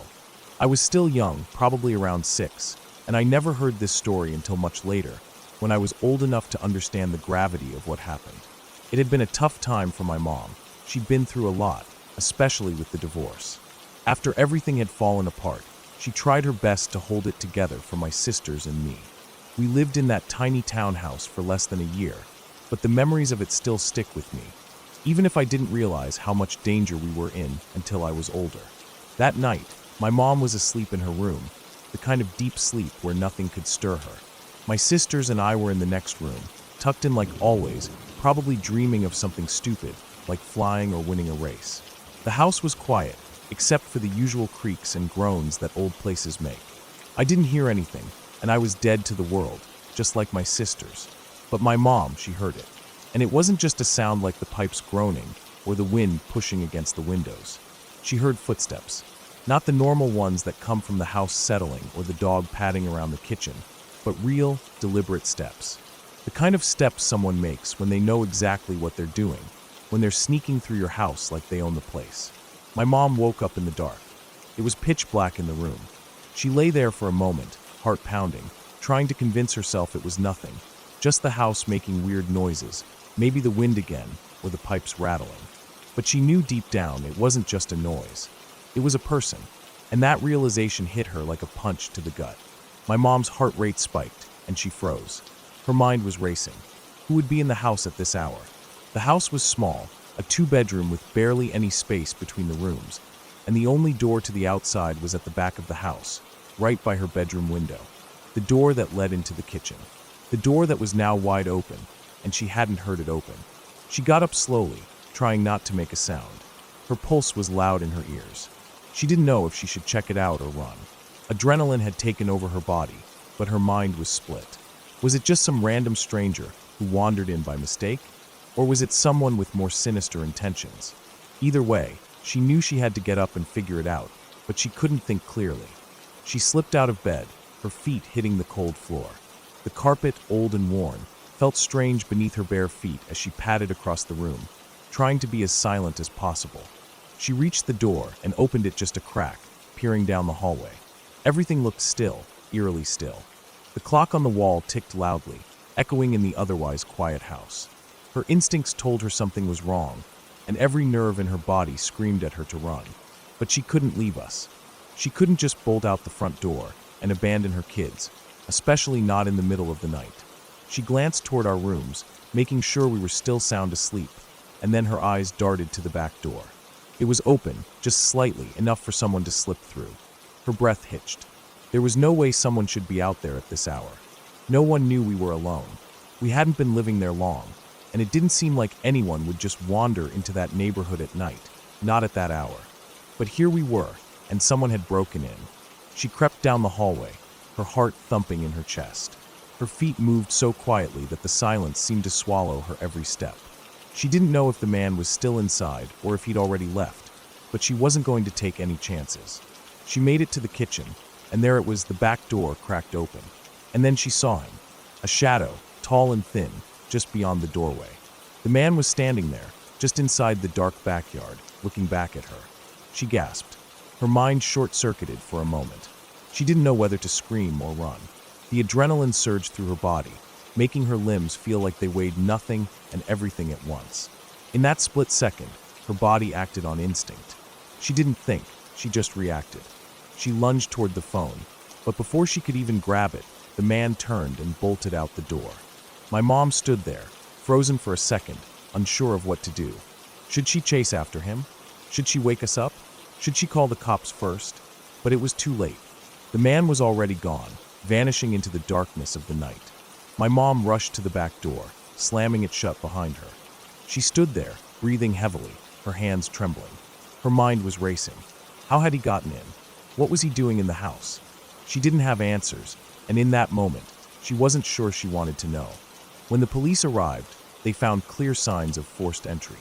The back door had been jimmied open, and there were footprints in the yard leading away from the house. The man had probably hoped to break in unnoticed, maybe to steal something, maybe just to rob the place. But when he came face to face with my mom, he didn't know what to do. He had been as surprised to see her as she had been to see him. The police couldn't figure out who the man was, or what his intentions had been. The best guess was that he had seen an opportunity to rob the house, thinking it was empty, and when he realized it wasn't, he ran. Maybe he didn't want to risk getting caught. Maybe he had no idea how dangerous things could have gotten. They never found him. No fingerprints, no other leads, just a trail of footprints leading out into the woods and nothing else. The weeks after were full of nervous energy. My mom didn't sleep well for a long time. Every creak of the house, every breeze that made the windows rattle, had her on edge. We changed the locks, installed extra lights around the house, and made sure every door was locked tight. But we never really felt safe again, not in that house. She never told us the full story when we were younger, not until we were older. She didn't want us to be scared, didn't want us to feel unsafe in a place that was supposed to be home. We were too young to understand the gravity of what had happened, too young to grasp the real danger we were in. But when she did tell us, years later, it made sense. She had always been protective, always looking out for us. But that night, she was the one who had to be strong. And for the first time, I realized just how close we came to something much worse. That night, when the man had been in our house, it could have gone so many different ways. If he had been a little braver, or if my mom hadn't heard him, who knows what would have happened. The man never came back. Whoever he was, he didn't return to that house. My mom never saw him again, and neither did we. But sometimes, when I think back to that house and the sound of the back door creaking open in the dead of night, I wonder just how close we came to a much darker situation. We all learned something that night. It wasn't just about locking the doors or installing lights. It was about how quickly everything can change, how someone can break into your life without warning, and how you have to be ready to protect yourself and those you love, no matter what.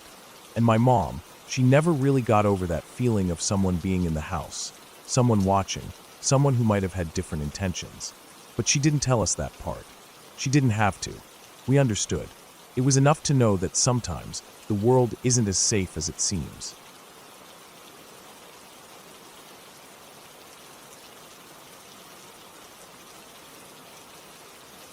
Years ago, my husband worked for a commercial laundry company. He wasn't on the floor doing the physical labor, but he was close enough. He worked in their main office, just upstairs from where the real work happened. The company serviced hospitals, clinics, nursing homes, places where the laundry wasn't just dirty, but often contaminated with blood, bodily fluids, and sometimes worse. The machines they used were massive industrial washers and dryers, powerful enough to boil away just about anything. At the time, I didn't really pay much attention to his work. I had my own job, and I guess I figured laundry was laundry. It was just big machines and uniforms, hospital sheets, towels, that sort of thing.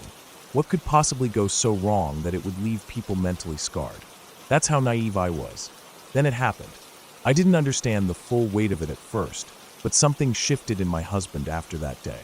He wasn't on the floor when it happened, but the way it rippled through everyone in the company, it was impossible to stay untouched.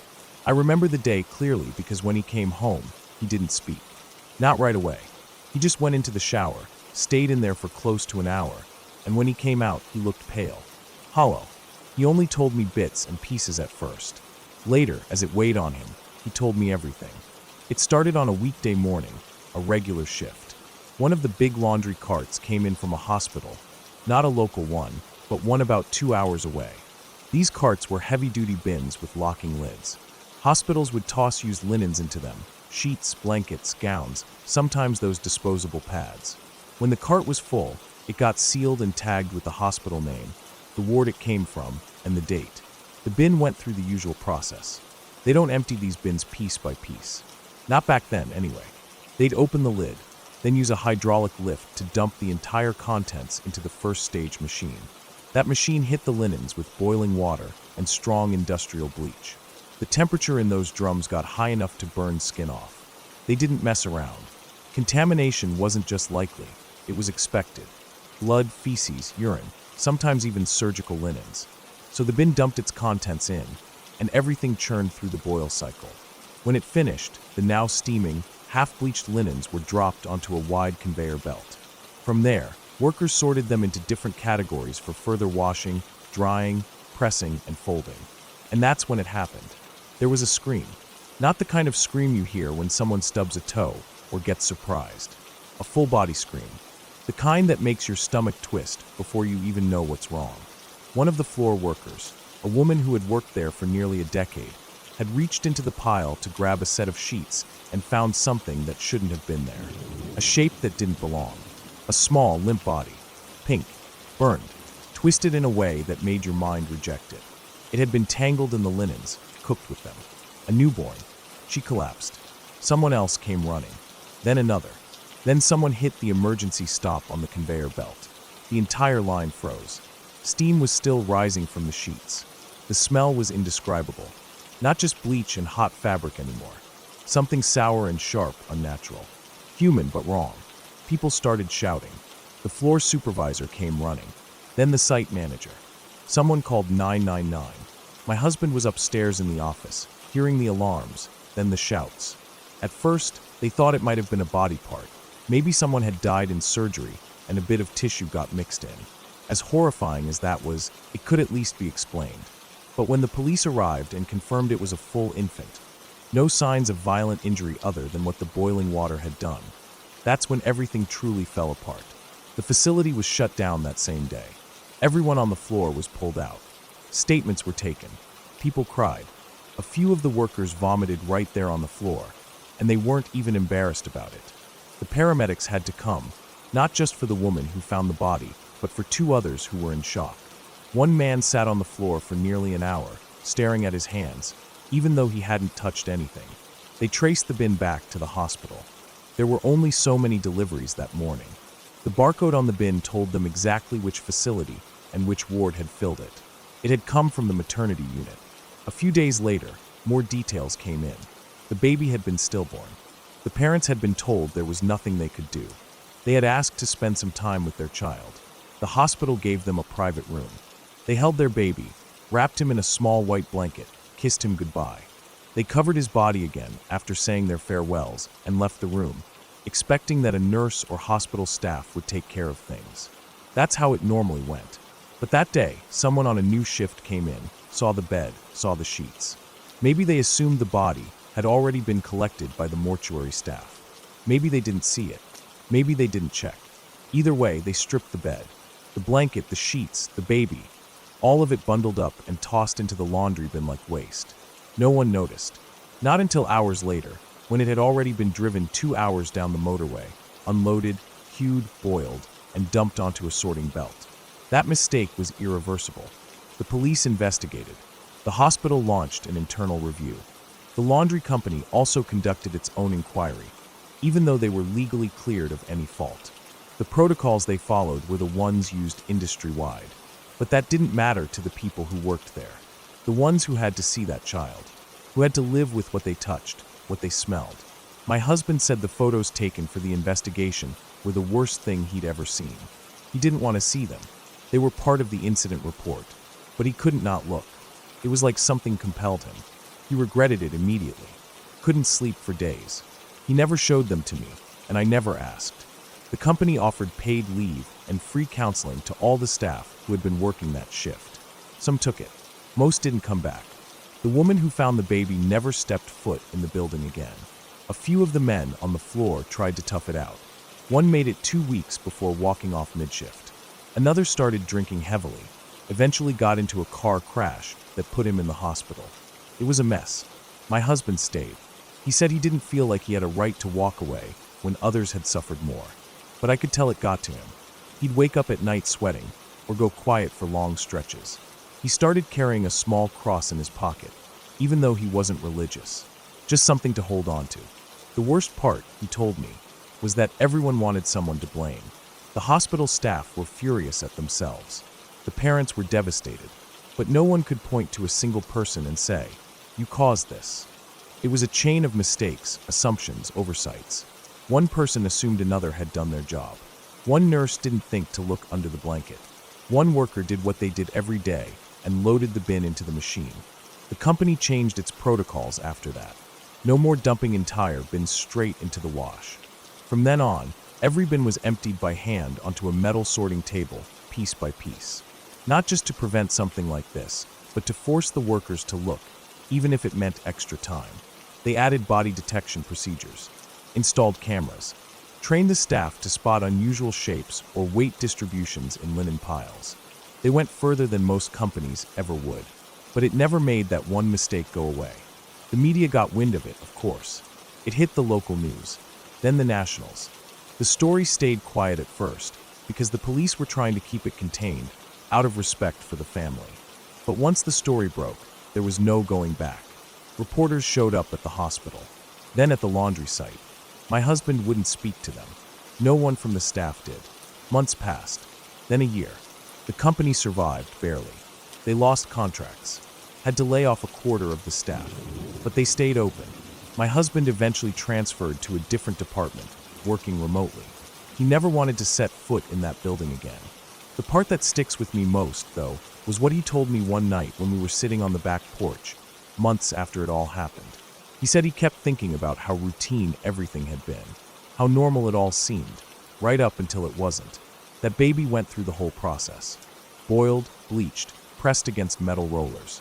Not because anyone meant harm, but because everything worked exactly the way it was supposed to. The system didn't break down. It worked. And that was the horror. People think nightmares are about monsters, or violence, or death. But real nightmares are about procedures. Systems. Boxes ticked. Carts moved. Machines operated. All of it rolling forward without stopping, without anyone asking what's inside. That baby became a warning, a weight that never lifted. Not for my husband. Not for the others who were there. Not for the parents. And not for me, even though I only knew it secondhand. I've never looked at a hospital sheet the same way since. Never trusted a machine to think. Never trusted a system to catch what matters most. Because that day, everyone did their job. And still, a baby died again. Not just once in the hospital, but a second time in a machine meant to clean. And that second death was preventable. Now, years later, my husband doesn't work in that industry anymore. We've moved. We've started fresh in a quieter place. But sometimes when we pass a hospital or I hear the hum of a laundry machine, I see it in his eyes, that flicker of memory. We don't talk about it much anymore, but we never forget.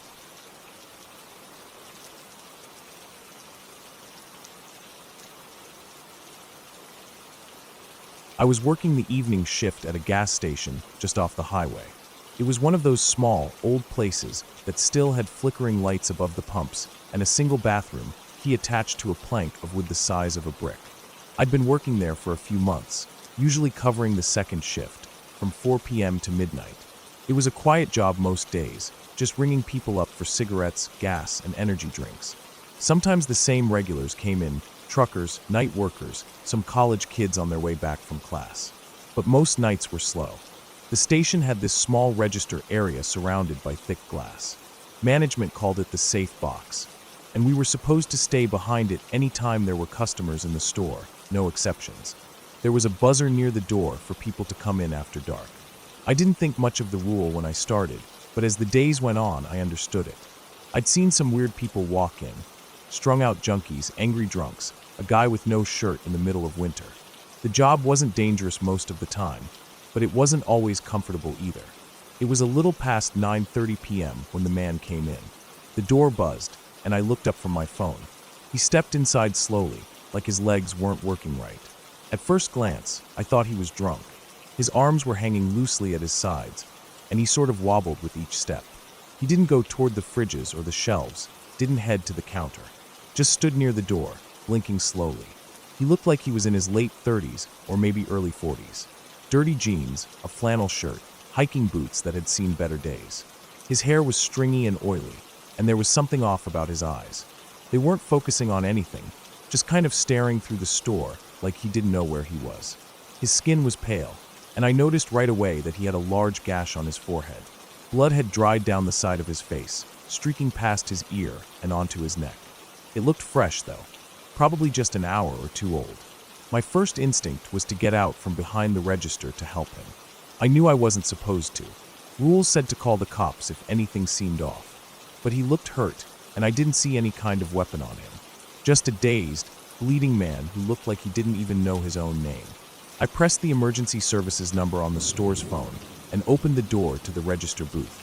The air outside the booth always felt a little colder, quieter, like stepping out of a locked room. He didn't say anything. He didn't move when I walked up. I asked if he was okay, but he just looked at me like I was someone he hadn't seen in years, or like I was speaking a language he didn't understand.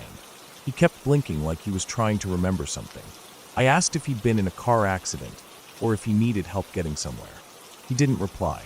I looked through the front windows, trying to see if there was a crash nearby, maybe a car in a ditch. But the road was clear and empty in both directions. It was strange. The store parking lot was lit up with 2 floodlights, and if a car had hit something or someone, I would have seen it. I figured maybe he'd taken a bad fall, or maybe got jumped. We got transients sometimes wandering up from the woods near the off-ramp, or from that cluster of sketchy motels about a mile down the road. Maybe he was homeless. Maybe he had a seizure or something. I didn't know, but the dispatcher said they were sending both EMS and the police. I brought him a bottle of water from the cooler, cracked it open, and tried to hand it to him. His hands didn't move, just stayed slack by his sides. I ended up holding it to his lips so he could drink. He took a couple sips and closed his eyes. I stayed close, but not too close. Something about him made the hair on my arms stand up. There was no smell of alcohol, no slurred speech, nothing that screamed drunk. Just this strange, almost robotic way he stood and stared like he wasn't really there. After maybe 10 minutes, the EMS pulled in, followed by a sheriff's deputy. The EMTs asked a few questions, got him onto a stretcher, checked his pupils, and put a cervical collar around his neck just in case. One of them quietly said they thought he might have a skull fracture. The cop asked me what happened, and I told him what I saw. That the man just walked in, bleeding, disoriented, no sign of a vehicle or anything else nearby. The officer took down my name and number, thanked me, and they all headed off toward the hospital.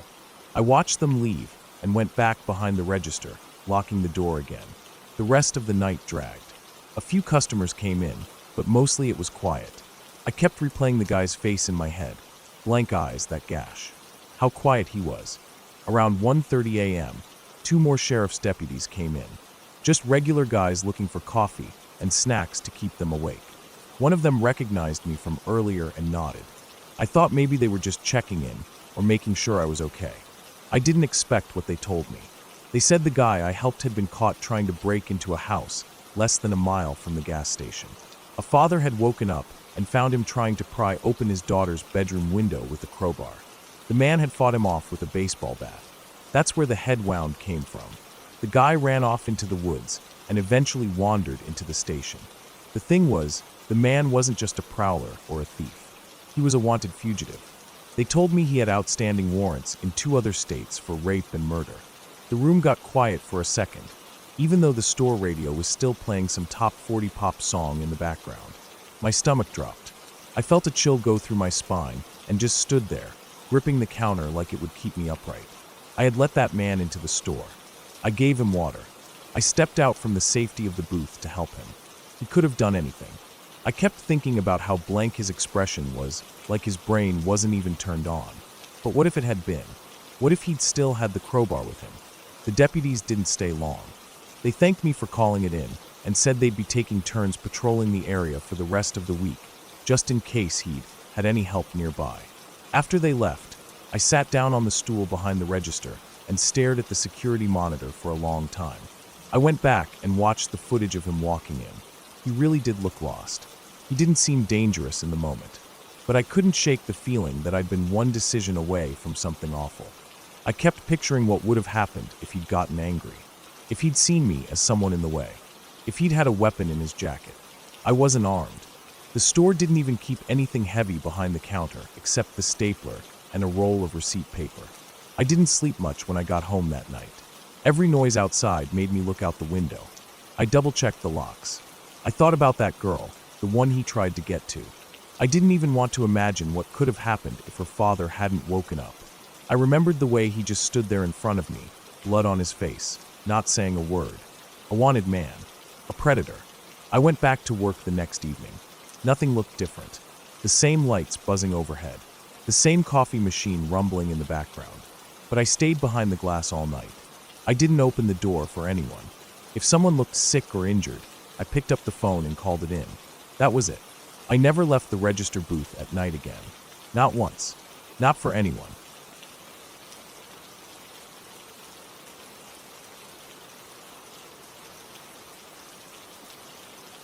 It was a cool night, maybe mid-autumn, the kind where the air isn't quite cold enough to sting, but carries just enough bite to make you pull your collar up or rub your hands together. I was visiting a friend who lived in New Rochelle, New York, a place I didn't know too well, but had heard good things about. She had moved there a while back for work, and I had finally gotten around to taking her up on the offer to come visit. After spending most of the day wandering around town and catching up, we decided to go out for a drink. Nothing big, just a casual night at a local bar she liked, a short walk from her place. The bar was nothing fancy, just your typical corner spot with neon beer signs in the windows and a long counter inside. The kind of place where the regulars sit in the same spot every night and the bartenders know your drink before you order. It was dim inside, with a TV over the bar playing some late baseball game. I don't remember who was playing. I wasn't really paying attention. We had a couple drinks, nothing too strong at first. Beer and shots maybe, just enough to get loose. Eventually, I remember starting to feel the drinks settle in. That warm, slow-moving fuzziness that makes the room feel a little softer and your body a little looser. At some point, probably an hour or so in, we stepped outside for a cigarette. I wasn't a big smoker, not really, but sometimes on nights like this, when the mood was light and the drinks were flowing, I'd bum one and join in just for the rhythm of it. The night air felt crisp after the warmth of the bar. The sidewalk was quiet except for a few people outside the bar smoking or talking in low voices. The streets around us were mostly empty, the kind of slow you only get in towns that sleep at night instead of roaring through them. We had barely lit up when it happened. I heard it before I really saw it. A car engine pushing too hard, tires biting at the pavement, the whining sound of acceleration in a place that didn't need it. I turned my head and saw headlights flash by, fast and low, a car tearing down the road like it had no business being there. It flew past the front of the bar, way too fast for a town street, and blew right through a red light without even slowing. I remember the way the red from the traffic signal hit the hood of the car as it passed under, as if it was trying to scream, "Stop," but the driver didn't care. The taillights smeared into red streaks as it shot up the hill ahead. There's a curve in that hill. Not sharp, but enough that if you're going too fast, it'll punish you. The kind of curve that's easy to take if you're doing 30, but if you're flying, it'll catch you off guard. That's exactly what happened. The car veered across the double yellow line, its front end tipping slightly like the driver had lost control of the wheel, and then it slammed straight into another car coming down the opposite direction. The crash didn't sound like the movies. It wasn't some explosive blast or over-the-top metallic crunch. It was more of a thick, hollow thud, heavy and final, a sound that made the air itself feel wrong. Both cars bounced, their rear ends lifting up and slamming back down, sending up little sprays of sparks as metal scraped against asphalt. The car that had been hit, the one coming the right way, immediately started burning. It was so fast it almost didn't make sense. Flames crawled out from the engine block like they had been waiting there, hiding under the hood, just needing an excuse to come out. I dropped my cigarette without thinking. For a second, I just stood there, my brain trying to catch up with what I had seen. Everything felt too sharp and too slow all at once. Then, without saying anything, I turned and ran back inside the bar. I didn't even look to see if my friend followed me. I just burst through the door and grabbed the fire extinguisher from the wall. It was one of those red canisters in a metal bracket, dusty from disuse. I pulled it free and shouted to the bartender to call 911. I didn't wait to see if he did. I trusted he would. I turned and ran. By the time I got back out, a few other people from the bar had followed. My friend was right there with me, along with a couple regulars I didn't know. We ran up the hill, the sound of the fire getting louder as we got closer, crackling and roaring like a campfire on steroids. The heat hit us before we even got to the cars, this sudden wall of air so hot it felt like it was pushing us back. The smell was even worse, burning rubber, scorched metal, and something else I'll never forget. Something thicker, heavier. Something that smelled like life burning away. I pulled the pin on the extinguisher and tried to aim it at the flames, but it didn't matter. I could barely get close. The spray hissed and turned to steam almost instantly. The fire didn't care. It kept climbing, kept eating. I couldn't see much inside the car, not really, but I could hear her. My God, I could hear her. She was screaming. It didn't sound like the kind of scream you hear in movies. It wasn't a high-pitched, clean sound. It was raw, broken, like every nerve ending in her body was short-circuiting. It cut through everything, the fire, the people shouting, the sirens in the distance. It was the sound of someone dying in real time. I will never forget it. I don't want to describe it too much. I can't, but it's one of those sounds that gets inside you and stays there. It haunts the quiet moments. Even now, years later, if I'm somewhere silent, sometimes it comes back. All we could do was stand there. We couldn't reach her. We couldn't help. The fire was too big, too hot, too fast. It devoured the car in minutes, and we stood back helplessly, watching it happen, knowing she was in there. Knowing she was alive when it started and didn't make it out. The fire department arrived not long after. The sirens were screaming louder and louder until they were right on top of us. The firefighters didn't waste time. They rushed in, hosed it down with foam and water, and the flames died back slowly, revealing a blackened frame that barely looked like a car anymore. The police started pushing everyone back, setting up tape, blocking off the street. They took us back down to the bar, one by one, and started taking statements. I don't remember what I said. I remember sitting at a table inside, the stool cold under me, the air inside the bar feeling stale. Everything felt unreal. My buzz was gone completely. It was like I'd never had a drink. I kept seeing it all over again, hearing it, smelling it. I sat there trying to find the right words, but none of them mattered. Nothing I said would change what happened. The next morning, I sat on my friend's couch, holding a mug of coffee I didn't really want. The TV was on, tuned to a local news channel. The story came up about halfway through the morning broadcast. A fatal accident in New Rochelle. A woman had died in a car fire after a collision late the previous night. She had been driving home after work, just a block away from her house. The news anchor mentioned she was a young mother. I think he said she had a child, maybe less than a year old, married, or maybe newly married. I don't remember all the details, but they were the kind that stuck in your throat. The driver of the other car was a man in his late 20s, maybe early 30s. Some guy with a name that sounded vaguely familiar, like maybe his family was important. The report said he was under the influence. He lost a leg in the crash, which they made a point to mention. But otherwise, he was expected to make a full recovery. No mention of jail. No talk of charges. Just that he was in stable condition. That's what stayed with me. That was the part that festered. This woman, who had done nothing wrong, who was just trying to get home after work, was dead. Burned alive in her car, while we all stood by powerless. And the guy who caused it, he lived. Lost a leg, sure, but lived. I left town a couple days later. I didn't follow the case. I didn't check back on the news. I didn't want to know what happened next. I think part of me couldn't handle the idea that he might have walked away from it all with nothing more than a court date or a fine. I wanted to believe he paid, that the system worked. But deep down, I don't know if it did. Years later, I still think about that night. I still remember the sound of the crash, the fire, her screams. I still remember the feeling of holding that fire extinguisher and knowing it wasn't enough. That I wasn't enough. I think that's the worst part, the helplessness. The way life can shatter right in front of you, and all you can do is watch. I don't talk about it much. Most people wouldn't know what to say, and there's nothing they could say anyway. It's not a story with a clean ending or a lesson you can take away. It just happened. It happened, and someone died, and nothing can make that go away. But I remember. I'll always remember. Sometimes, when I'm out at night and I see a car blow through a red light or hear tires squeal too fast around a turn, I flinch. It's automatic now. It's not fear so much as memory, a deep part of my brain replaying what I saw. I haven't been back to that bar since. I don't think I ever could. That street, that hill, it's all burned into my mind. And I still wonder about her family, about her child. I wonder what they were told. I wonder how they lived with it. I wonder if they ever got justice. But most of all, I remember how fast it all happened. 1 second, everything was normal. And then it wasn't. And nothing could undo it. Nothing ever will.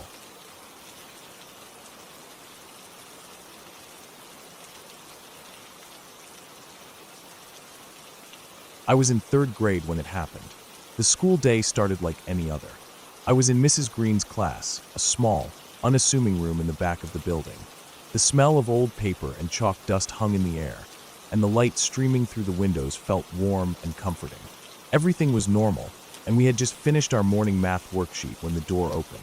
I can still remember the way the door creaked as it opened. At first, I didn't think much of it. We had a lot of visitors, teachers from other schools, parents dropping things off for their kids, and the occasional stranger. But this guy, the one who walked in that day, was different. He wasn't the typical visitor. He was tall, wearing a dirty brown coat, his hair was messy, and there was something off about the look in his eyes. It was like he wasn't really seeing us, not like he was lost or out of his mind. There was a coldness to him that made my stomach tighten. I remember noticing his hands were shaking a little, though his eyes were steady, scanning the room like he was looking for something, or someone. Mrs. Green looked up from her desk, her face a mix of confusion and unease. I don't think she understood what was happening at first either. The man walked right past her, moving to the front of the classroom without saying a word. He didn't make eye contact with anyone. I remember how quiet it got. The other kids were shifting in their seats, exchanging nervous glances, trying to make sense of the situation. I felt the hairs on the back of my neck stand up. Something wasn't right. Then, just as quickly as he'd appeared, he pulled out a gun. It was sudden, and for a moment, I thought I was imagining it. It didn't feel real. Everything seemed to slow down, the room going hazy as he pointed the gun at Mrs. Green. She froze. Her face went pale, and the color drained from her lips. Her hands, which had been on the desk, fell limp. It was so quiet, all you could hear was the soft sound of our breathing, as if everyone in the room was holding their breath, waiting for something to happen. He looked around the room again, scanning each of our faces. Then he spoke. His voice was low, rough, almost like he wasn't sure whether he was supposed to be here or not. "Where's my kid?" he demanded. Mrs. Green, still frozen, didn't say anything. I could see her trembling, trying to figure out what to do, what to say, but nothing came out. "I said, where's my kid?" he repeated, his voice rising a little. It was then that we heard the door open again, and the principal, Mr. Harris, stepped into the room. He had a look of confusion on his face, but when he saw the gun, his expression shifted to one of calm urgency. He didn't panic, which in hindsight probably saved all of us. "Everything's okay, sir," Mr. Harris said, his voice soothing. He moved toward the man slowly, as if trying to de-escalate the situation. "Let's talk. Your child isn't here today. You must be mistaken." For a moment, there was silence again.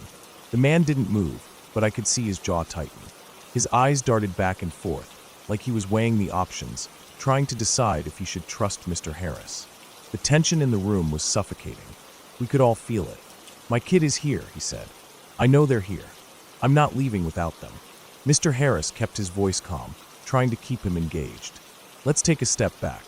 I'll help you find your child. There's been a mix-up, but we can fix this." The man shook his head. "No, I'm done talking. I'm taking my kid, or I'm taking all of you with me." The words hung in the air like smoke. Mrs. Green was still standing there, frozen, and so were the rest of us. We were too scared to move, too scared to even breathe. I remember my heart pounding in my chest, louder than anything else.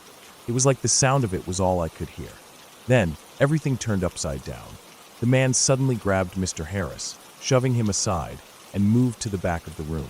He yanked the gym teacher, Mr. Dalton, out of his seat. Mr. Dalton tried to resist, but the man was too strong. He tied him up with the rope he had pulled out of his bag, dragging him across the floor like he was nothing more than a rag doll. We could all see the fear in Mr. Dalton's eyes, but he didn't say a word. He didn't struggle anymore. He was too scared, just like us.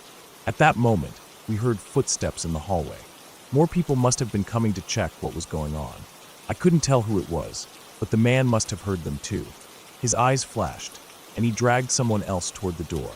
I couldn't see who it was at first, but then I realized it was someone's grandmother. I didn't know whose, but it didn't matter. She had been visiting the school that day, and the man grabbed her by the throat, shoving her against the wall. He held the knife to her neck, pressing it hard enough that I could see the skin on her throat bulge. Her eyes were wide with terror, and she was crying. It felt like time had stopped. Everything was happening so fast, but it also felt like nothing was moving at all. The man kept saying over and over that he was doing this to protect us, that we would all be better off if we just let him take his kid and leave. His voice was frantic, but also cold, like he didn't really care anymore. He didn't care if we lived or died. Eventually, the administrators managed to talk him down. I didn't understand what they said, but somehow they convinced him to leave. He was still holding the grandmother, the knife still at her neck, but he was backing up slowly. He was muttering to himself, something about saving everyone he loved, about the world ending, and how he had to make sure no one he cared about had to suffer. In a matter of moments, he was gone. The police arrived shortly after, but the man was long gone by then. He had driven away, and they couldn't catch him until much later, when he was found in Indiana, heading toward his parents' house. He had planned to kill them, too. We were left behind, sitting in that classroom, trying to process what had just happened.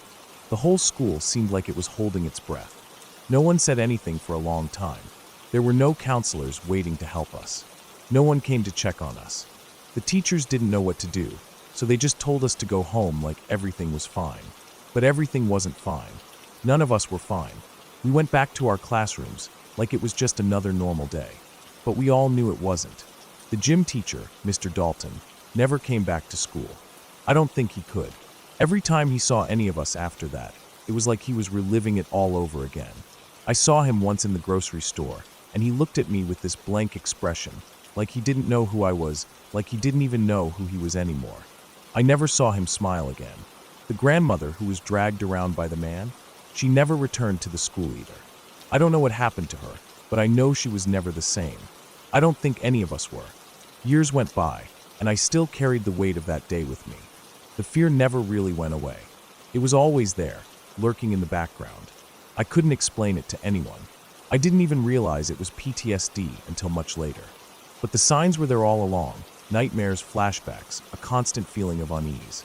It wasn't until I was much older that I understood just how deeply that day had affected me. I thought about it often, especially as I got older. The school did nothing. They didn't care. They covered it up. They didn't want the media or the parents to know the truth. They lied to everyone, pretending it was just another school day. They didn't care about the kids or the teachers who were scarred by it. And they didn't care about the parents who were never told what happened to their children. There was no help, no support, nothing. Just silence.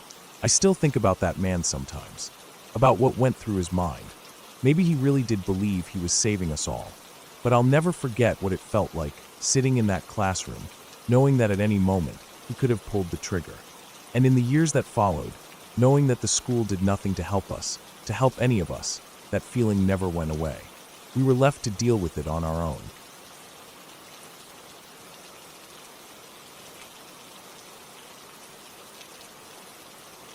We were on our way to Florida, my sister and I, heading to visit our grandparents. It was one of those long, grueling road trips where you could feel the weight of the hours hanging over you, and the anticipation of finally getting there felt like it was never going to come. My parents were tired. I was young but still somewhat aware of the length of the drive, and my sister, barely 2 years old, seemed to be doing just fine, for the most part. It was late at night, and the only sounds in the car were the hum of the engine and the occasional murmur from the radio.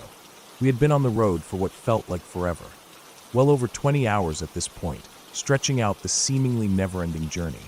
My parents kept a steady pace, knowing we were only a couple hours away from our destination. They were pushing through the exhaustion, trying to get us to our grandparents' house in one piece. The car was cramped with bags, snacks, and the heat of the summer night. Even at that age, I could sense how close we were to the edge of being done with the whole ordeal. But then, out of nowhere, things started to take a strange turn. The first sign came when the sky, which had been clear and calm up until that point, seemed to darken in a way that I'd never seen before. There was a sickly, almost greenish hue to the clouds, as if the air itself was turning heavy and oppressive.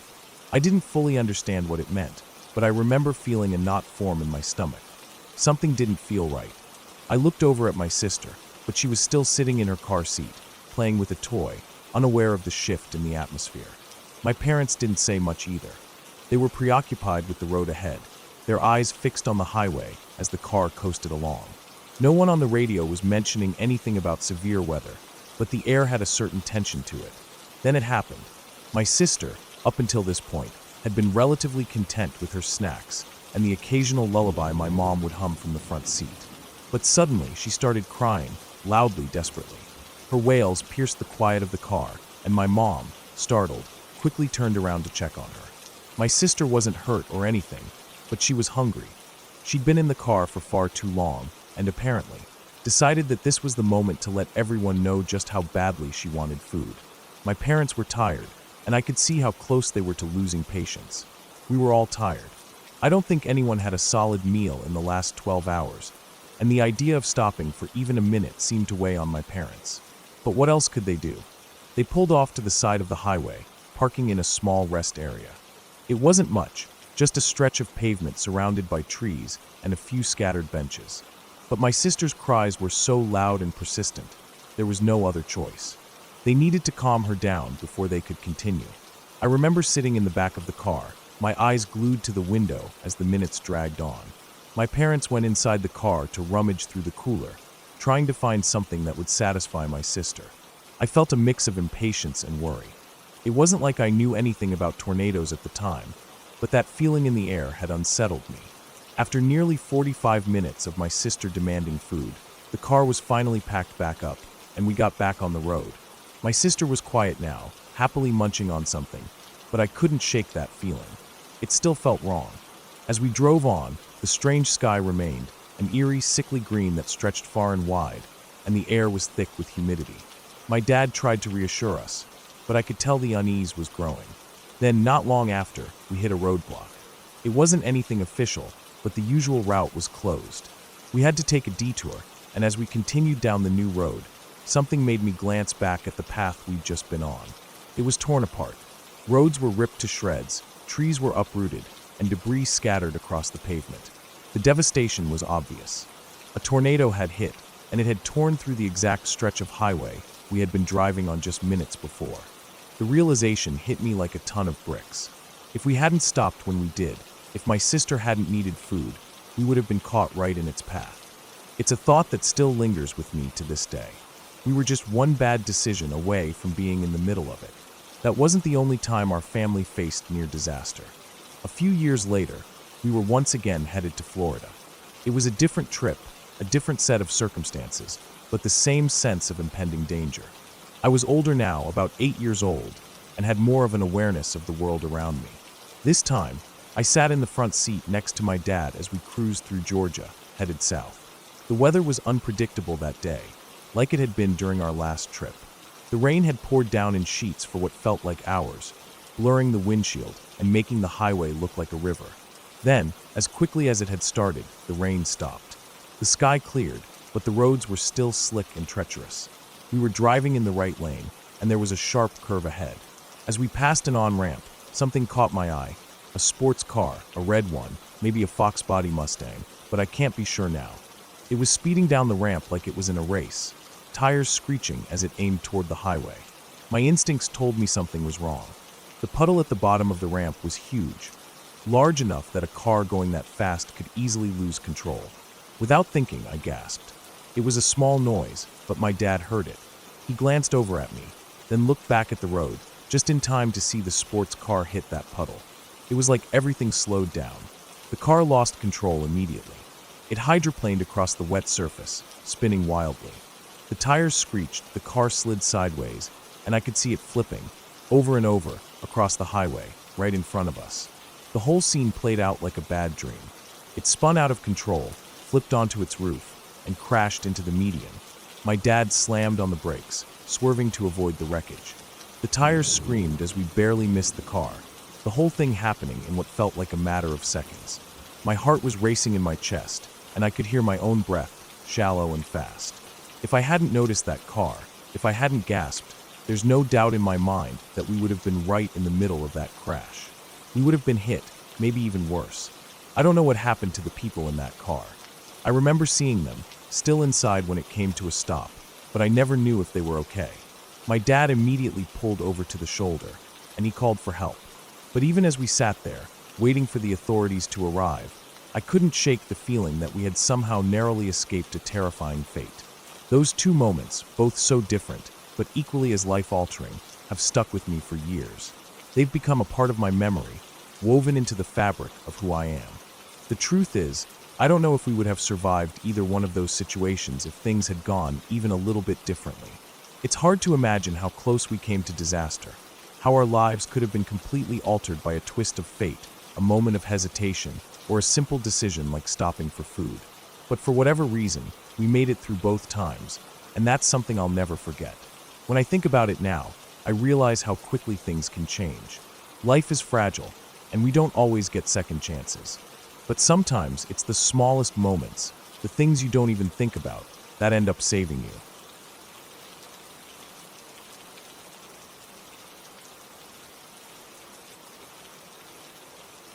When I started college, I found myself living in a shared house with a group of other students, many of whom I didn't know. It was the kind of situation where everyone had their own circle of friends, but we ended up becoming close in a strange, unspoken way. You see, when you live with people, there are little moments that tie you together. Chit-chat in the kitchen, late-night laughs, and shared awkwardness about the little things. We weren't family, but it felt like we had the kind of bond that came from living in close quarters. Spring break was approaching, and like everyone else, my housemates had plans to go away. One of the girls, Emily, was going to Panama with a few of her friends. We hadn't talked much before, but I had heard her mention the trip a few times. It was the kind of vacation everyone in the house seemed to be jealous of: sun, sand, and freedom. When she came back a week later, she was glowing, tan from the sun, but there was something else about her that seemed off. I noticed her friend, who I recognized from a few other casual gatherings, had these large, angry cold sores around her mouth. It was so bad, I couldn't help but stare at it every time she spoke. In a college environment, STDs were common gossip, especially in the circles of Greek life, but I tried not to judge. People were reckless, especially when they were away from home. A few days later, I was talking to Emily in the kitchen, and we got around to chatting about her trip. I was curious, asking how Panama was and what kind of adventures they'd had. That's when she told me about the guy. Apparently, there was a local guy from Panama they kept running into on the beach. He was persistent, always showing up at the resort where they were staying, asking to hang out. At first, he seemed harmless, just another local looking to meet tourists. But Emily's friend, the one with the cold sores, got a little flirty with him. Maybe it was the heat, or maybe just being on vacation, but she seemed to enjoy the attention. They met up with him a couple of times on the resort, and each time, he would ask her to come back to his place. She said no every time, being cautious, but that didn't stop him. Eventually, one night, she changed her mind. She said she'd let him come up to her room, but nothing happened. Just talking, she claimed. She brushed it off when she told Emily about it, but something seemed a little off when she mentioned it. The next time they met, the man gave her his contact information. He told her that if she trusted him, she should come spend her last night in Panama with him at his house. But after thinking about it, she decided against it. Something just didn't feel right, and she wasn't willing to risk it. When they returned to the US, Emily's friend went to the campus walk-in clinic. She'd started feeling really itchy down there, and those cold sores were only getting worse. Emily had gone with her for support, and that's when everything took a dark turn. The doctor's reaction was immediate and unsettling. He looked at her, then at her paperwork, and seemed stunned. He said he had never seen anything like it before, only read about it in textbooks. He started asking a lot of questions, trying to get more details. Had she kissed anyone local? Had she come in contact with anything unusual? It wasn't until then that Emily's friend started to piece together the terrifying reality of what had happened. The doctor hesitated, then explained that she had contracted a rare and horrific type of necrosis. This wasn't something you'd expect to hear in a college health center. It was a condition that was usually associated with people who were, for lack of a better term, necrophiliacs. But the doctor didn't mince words. This was serious, and it didn't stop there. The man from Panama had given her something that no one should ever have to endure. The disease had been passed on to her when they'd been intimate. There was no denying it anymore. He'd likely infected her with something unspeakable, something that had only been studied in the darkest corners of medical journals. Emily's friend was terrified. She'd been put through a whirlwind of tests, and the doctors were concerned it had spread. But the real shock came when she mentioned everything to the authorities. They started an investigation, and it wasn't long before they traced the man to his home. When they found him, they discovered something horrifying. His house was a sickening shrine of death. In the basement, there were multiple dead bodies of missing women, all of whom had been tourists, just like Emily's friend. He had been using them in the most vile, disgusting ways possible, and his crimes ran deeper than anyone could imagine. The investigation lasted for over a year, dragging Emily's friend through legal battles, medical horror, and the relentless pursuit of justice. But they found the man. They found him, and they brought him to justice. His face was everywhere in the media, and he was convicted for his actions, not just in Panama, but here as well.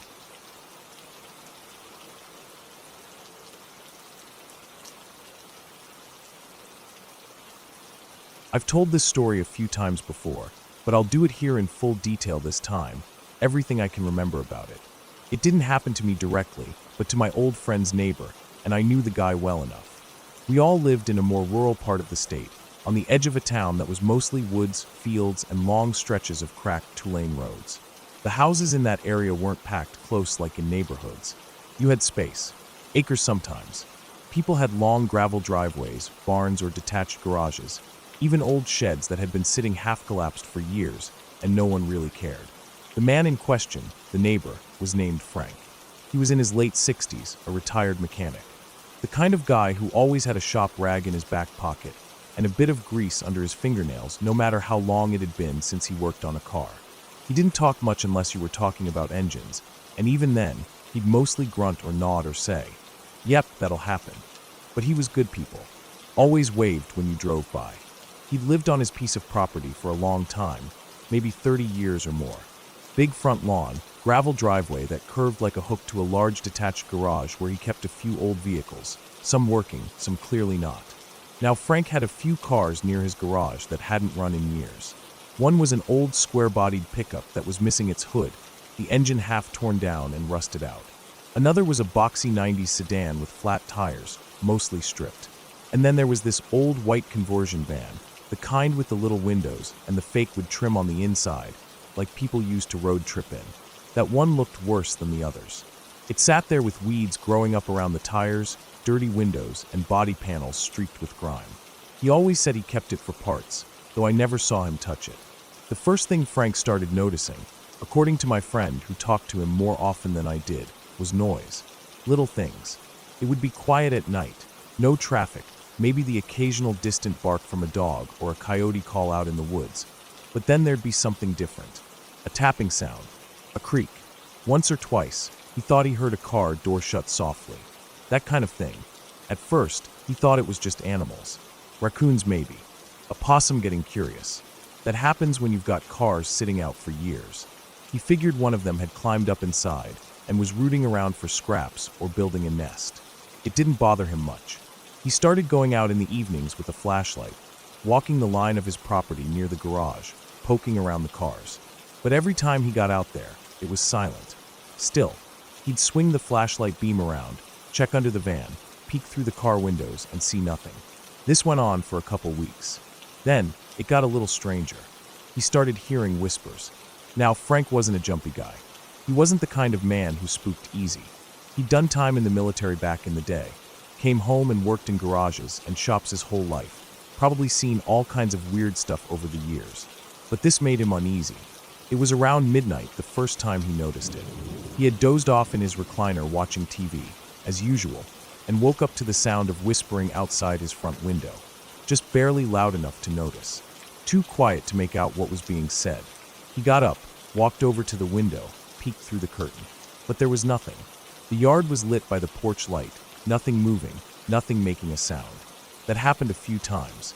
He thought it was maybe the wind messing with him, or his ears playing tricks on him. But then it happened again and again, almost every night. Always around the same time. Whispering voices that would stop when he tried to listen. And they always seemed to be coming from near the garage, where those old cars sat. Eventually, Frank decided to put out a couple of animal traps. Nothing big, just some standard cage traps with bait in them, hoping to catch a raccoon or possum or whatever might be causing trouble. Over the next week, he caught a few things. A skunk one night, then a large feral cat that looked like it hadn't been fed in weeks. Another night, he found the trap sprung but nothing inside. Yet the whispering didn't stop, and it always felt like it was more than just one voice now, like a group of people murmuring just out of sight.